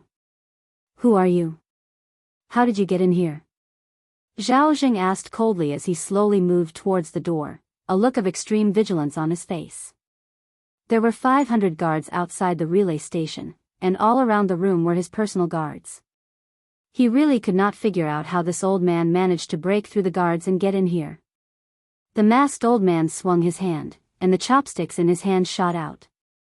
They brushed past Zhao Zheng's eyes and sank deep into the doorframe. He looked at this prince of the Qi kingdom and said, "Don't worry, I won't hurt you." Looking at the two easily broken jade chopsticks, which were inserted about an inch above the doorframe, Zhao Zheng knew that it was no longer important how the other party managed to get into this courtyard under the heavy guards. What was important was that if the jade chopsticks could be inserted into the doorframe, they could naturally be inserted into Zhao Zheng's head, heart, or any other place. He closed his eyes and took a deep breath. When he opened his eyes again, they had regained their indifference. He walked over and cupped his hands towards the masked old man, saying, "I was impolite just now. May I know what senior has come to visit me in the middle of the night?" Since the other party had such terrifying strength, but did not kill him immediately, it meant that the old man was not here to kill him. In that case, everything could be discussed. The masked old man took a sip of wine, then looked at him and asked, "I heard that you've obtained a wonderful method these days, and you're using that method to investigate cases and catch corrupt officials?" Zhao Zheng raised his eyebrows. For a moment, he did not know the old man's true intentions. Was there someone on the list that he cared about, or was it because this matter had touched upon some of his interests? He looked at the old man and said tentatively, "If this matter has offended Senior, I apologize to Senior. If Senior has any requests, Zhao Zheng will certainly do his best to satisfy them." Smack! The masked old man suddenly slammed the table, making a crisp sound. It also made Zhao Zheng's heart tighten. The masked old man raised his eyebrows, looked at him, and said coldly, "Do you know that the method is called the debit bookkeeping method, which is a secret that my sect has spent 30 years to develop? But it was stolen by a traitor. When I chased after the traitor, I found that this thing was actually obtained by you. Tell me, where did you get this method?" Hearing this, Zhao Zheng was stunned for a moment, and then he immediately realized something. As expected, the god of wealth was just a lowly merchant. How could he come up with such a wonderful method? He must have gotten it from somewhere, taken it for himself, and then claimed credit in front of him. How could such a clumsy method be hidden from him? Zhao Zheng seemed to have seen through everything. He cupped his fists at the old man and said apologetically, "Senior, I'm really sorry. I really didn't know. This is a secret of your sect. Please forgive me, Senior. I'm willing to make it up to you. Is there anything I can do for Senior?" At this moment, what he was most afraid of was that this old man's martial arts was extraordinarily high, but he was stubborn and had no interest in money or power. As long as the old man had a request, he would be safe. "Shut up. I'm not a man who covets power and wealth. I know that you're the first prince of the Qi kingdom, but you can't humiliate me like this. Smack, said the masked old man coldly. He slammed his palm on the table again, causing Zhao Zheng's heart to skip a beat. He subconsciously wanted to shout out loud. Here. The masked old man took out something wrapped in black cloth from his bosom and handed it to Zhao Zheng. Zhao Zheng's mouth was half open, and his back was wet with cold sweat. His heart was tangled up, but when he saw that the old man only handed him something, he was stunned for a moment. After a long time, seeing that the old man really had no intention of killing him, he finally relaxed. He asked carefully, "Senior, what is this?" The masked old man said slowly, "My whole sect has devoted 30 years of study to develop this secret method. My purpose was to present it to the imperial court, to eliminate the corrupt officials of the Qi kingdom, and to restore peace to the world. However, I didn't expect that there would be a traitor in my sect, and the secret method was stolen. I was worried that the method would be used by other countries, so I chased after them. I heard about this just as I arrived in Fengzhou." Zhao Zheng was stunned again and asked, "Senior, you mean? You did a good job.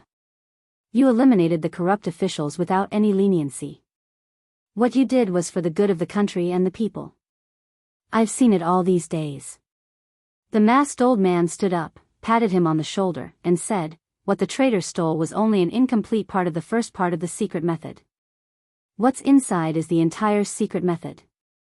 I'm passing it to you now, in the hope that you will keep your original heart in the future.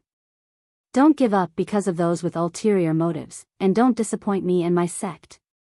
If the corrupt officials are not eliminated, the people will never have a day of peace." The turn of events was too sudden, and Zhao Zheng could not react for a moment. The assassin who attacked the courier station at night suddenly became selfless for the country and the people. He needed time to digest this. "Thank you, Senior. Zhao Zheng will not let you down." Very quickly, Zhao Zheng understood that he had hit the jackpot today. If a mere fragment of the first half could have such an effect, wouldn't he be able to move unhindered in the imperial court if he could obtain the complete first and second half? Although he did not know which sect this old man belonged to, the person who could research this method must not be ordinary. Maybe there was something more powerful in it. If he could get it. The masked old man said in a deep voice, "This is the complete debit and credit bookkeeping method, as well as a wonderful way to govern the country and fill the national treasury. You must take good care of it and remember not to spread it. If other countries get it, the consequences will be unimaginable." Zhao Zheng was delighted, but a solemn expression appeared on his face. He nodded and said, "Senior, don't worry. After looking at it, I will completely burn it without leaving a trace." The old man nodded and asked, "Now tell me, where did you get this method?" Zhao Zheng replied without hesitation, "Fortune god of money, the fortune god of money in Fengzhou. This method was given by him." "Fortune god of money." The masked old man nodded and said, "The thing has been delivered. I will leave now. I hope you won't let me down." Zhao Zheng hurriedly said, "I still don't know your name, Senior. You have done a great service to the Qi kingdom. Please leave your name. In the future, Zhao Zheng will write a book and erect a monument for you so that the people can admire you." "Ha ha ha, I have done my best for the country. How can I, Su Tian, be a vulgar person who does good deeds and leaves my name everywhere?" The old man laughed and said, "Farewell, we will never meet again." He waved his sleeves and the door opened. Zhao Zheng blinked, but there was no one at the door. Zhao Zheng walked out quickly. A guard immediately came over and bowed, "Your Highness, what can I do for you?" Zhao Zheng looked at them and asked, "Did you see anyone leave my room?" The two guards looked at each other and shook their heads. They said, "No, only Your Highness." "All right, there is nothing else. You can leave. In a quarter of an hour, tell the guard in charge of the relay station to see me." Zhao Zheng waved at them and went back to his room. When he walked inside, he saw an item wrapped in black cloth on the table. There was an unconcealable fire in his eyes.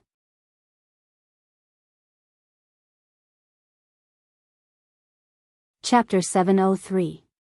Inside the room, Zhao Jing slowly opened up the black cloth, revealing the item inside. It was a bright yellow piece of silk. It looked a little old and should have been around for quite some time. There were some words on the silk. Zhao Jing slowly unfolded it. It was written in an upright script that he had never seen before. Just by looking at the handwriting, he could tell that the person who wrote on the silk was not an ordinary person. The words were not on paper, but on the silk. It was really puzzling.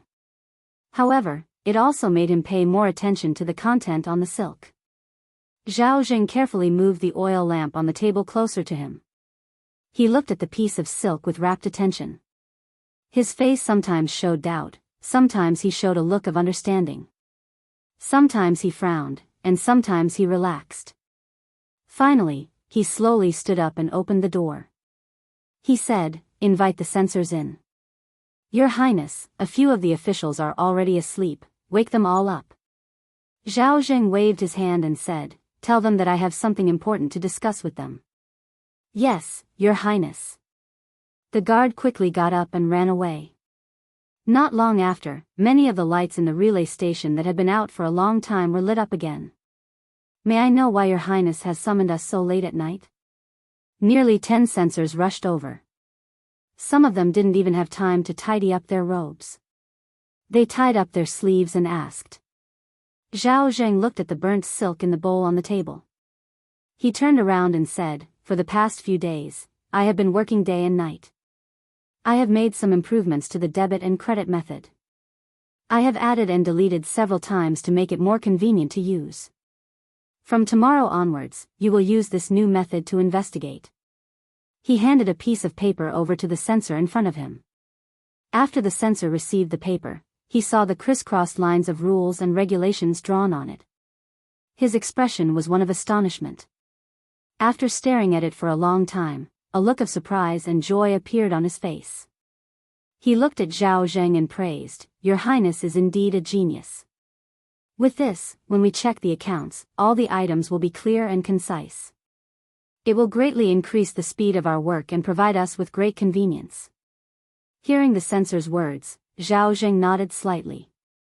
He didn't know where the nameless old man came from. He naturally wouldn't believe what he said. At that time, he only wanted to save his life. There was an element of hypocrisy in it. But when he saw the first page of the silk, his thoughts immediately changed. The method recorded on it was exactly the same as the censors, but it was more detailed. The god of wealth didn't tell them some of the methods. It was obvious that the method they used was derived from the old man's. But it was not complete. At this point, he believed most of the old man's words. After sorting out his thoughts, he couldn't help but feel high-spirited. A master who was so skilled in martial arts came to visit in the middle of the night just to pass on this wonderful method to him. Among the many princes of the Qi kingdom, who else had the same treatment as him? A master was indeed a master. His ability to discern the pearls was something that ordinary people could never hope to achieve in their entire lives. "Your Highness is brilliant. If this method is really implemented in the future, Your Highness will take credit for it." When several censors in the crowd were flattering him, Zhao Jing waved his hand and said, "Other than that, I have another matter to discuss with you." "Your Highness, please speak your mind. I'm all ears." Zhao Jing thought for a moment and said, "Recently, I've been supervising the various prefectures. I've obtained the secret method of borrowing money from Feng province. I've investigated the accounts of the various prefectures and have made great gains. I've arrested 53 officials. However, the number of corrupt officials among them is different, so we can't punish all of them. Those who have committed minor crimes don't need to be demoted or punished. They can be ordered to pay money to pay for their crimes, and the money will be returned to the national treasury and the palace. What do you think?" The crowd of censors raised their heads to look at him, and their faces were filled with shock. Paying for a crime with money was something that had never happened before. It only took a little thought to know that it involved a lot of things, and it couldn't be spoken carelessly. "Your Highness, I think that this method must not be used." One of the censors thought for a moment and said through gritted teeth, this method goes against the law and will cause the country's laws to collapse. We must not, as censors, they were instinctively sensitive to certain things. They instinctively felt that this was not appropriate. I'm afraid that Censor Wei is exaggerating. Zhao Zheng glanced at him and said, in recent years, the national treasury has been empty, and the inner government is short of money. We can only do what we want now. Although this method has a certain amount of risk, as long as we control it well, it is a wonderful method that can fill up the national treasury. Does Imperial Censor Wei have a better method? No. Censor Wei opened his mouth, looked at him, and immediately retreated without saying another word. The Daqi kingdom had been at war for many years, and the national treasury had long been overwhelmed.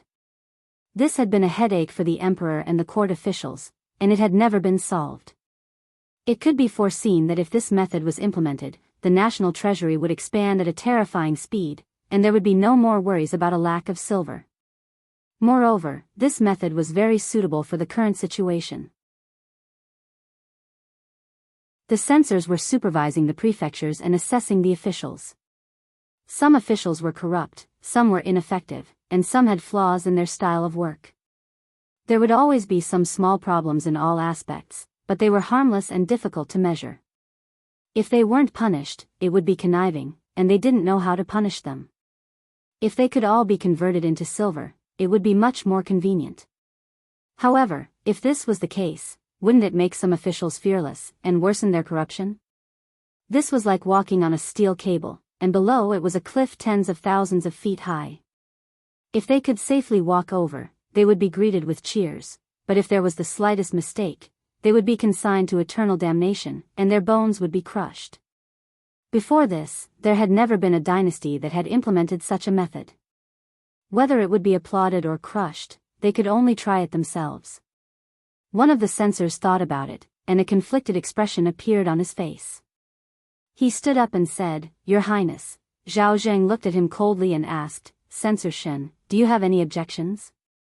Seeing the great prince's expression, everyone's heart shook. They knew that this time, the great prince had most likely hardened his heart to implement this method. The problem of the national treasury had always been the emperor's sore point. If there was a way to solve this problem once and for all, there would be no more worries. Even if they had to pay a small price, they believed that the emperor would not refuse. For the great prince, this was also a rare opportunity. Once he could personally take charge of this matter, in the future, all the officials in the world would have to act according to his wishes. On one hand, he could receive the emperor's attention, and on the other, he could establish his prestige in front of the officials. If someone disagreed with him on this matter, the outcome would be very tragic. Censor Shen opened his mouth and swallowed the words he was about to say. He bowed and said, "Your Highness is wise." One of the censors asked, "Your Highness, does this method have a name?" Zhao Zheng thought about it and said, "Let's call it silver for discussing crimes." Inside the room, Li Yi looked at the old bedsheet that was missing a piece and blew out the oil lamp. Today, he had bought 2 rolls of cloth. Tomorrow, he would cut out a new bedsheet. The bedsheet was missing a piece, and it looked really awkward.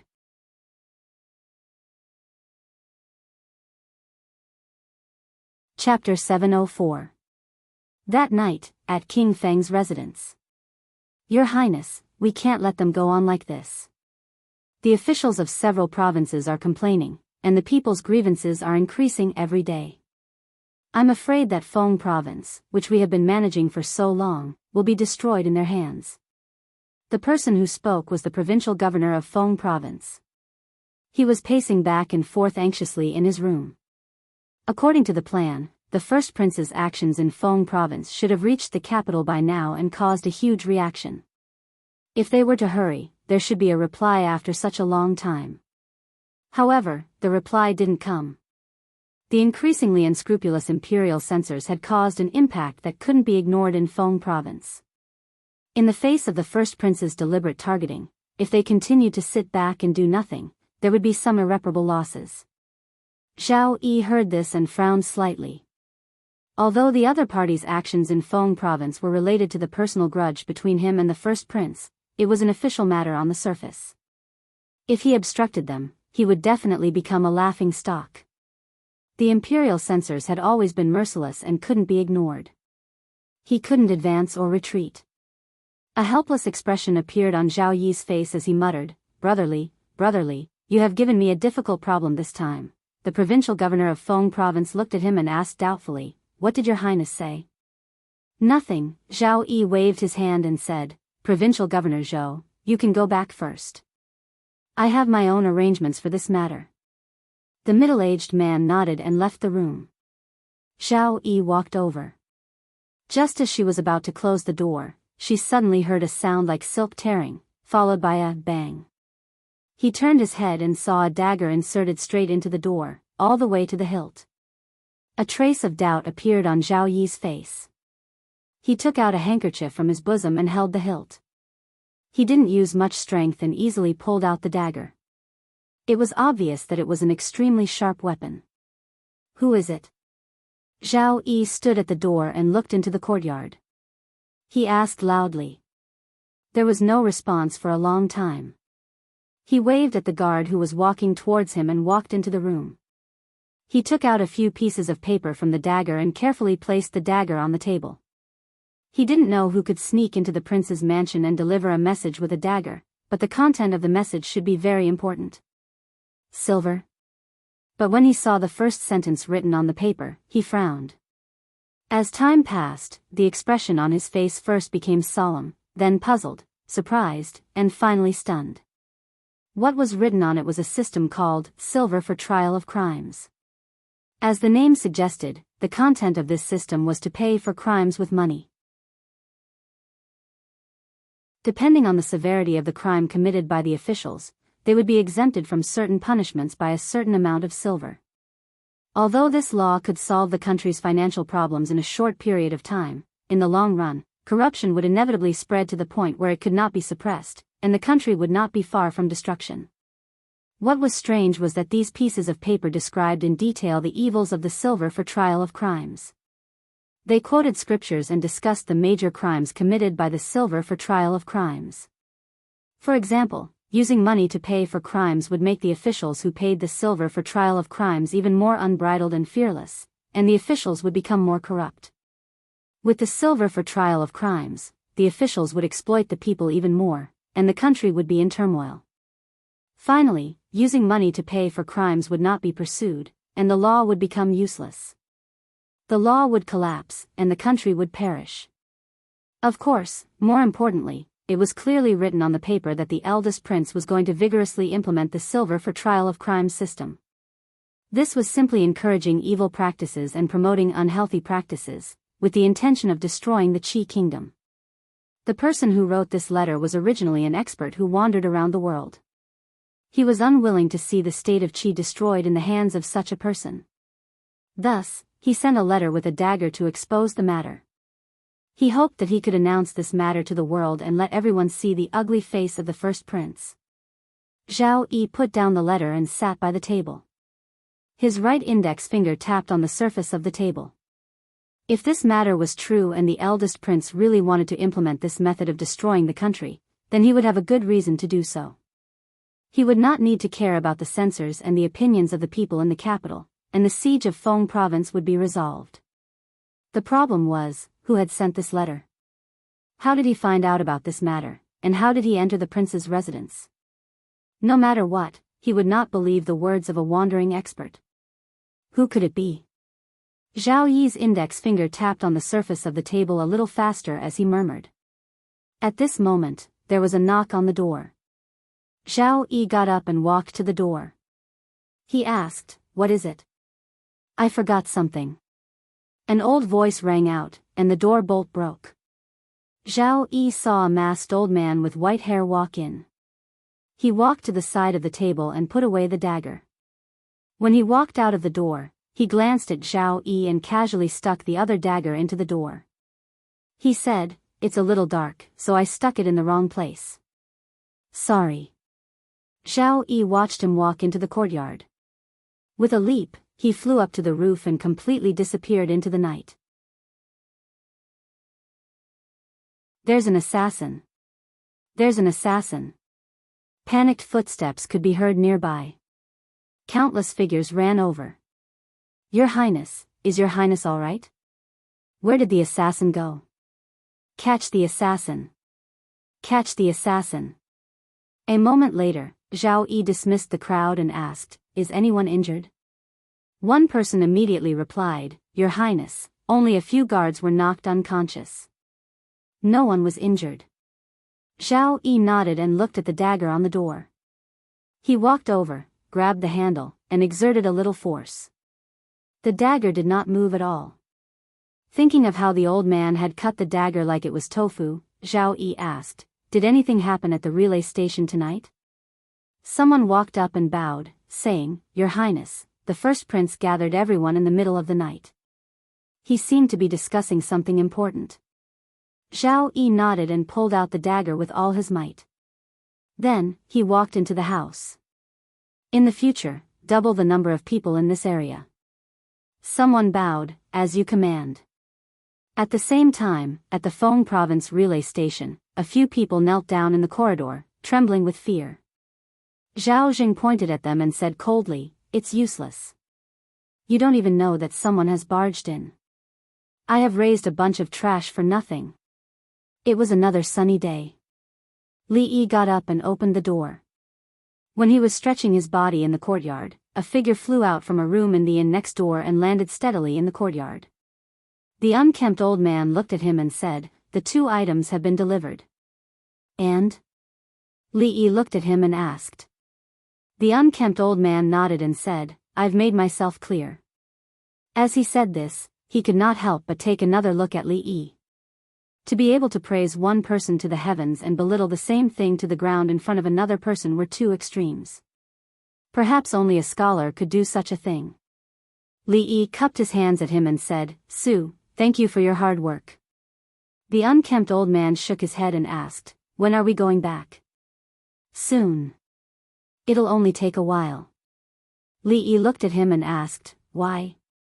Is Su in a hurry to go back because of something important? The unkempt old man touched his chest pocket. During the battle with the Taoist nun, a bottle of antidote had been accidentally destroyed. That was 2 months' worth of antidote. If he returned late, his limbs would be stiff and he would be bleeding from all 7 apertures. Calculating the days, the unkempt old man should still be able to make it. He shook his head and said, What important matter could I have? No hurry, no hurry. You're tuning into the Journey of the Soul YouTube channel. Don't forget to subscribe and join us on this journey to catch the most captivating stories.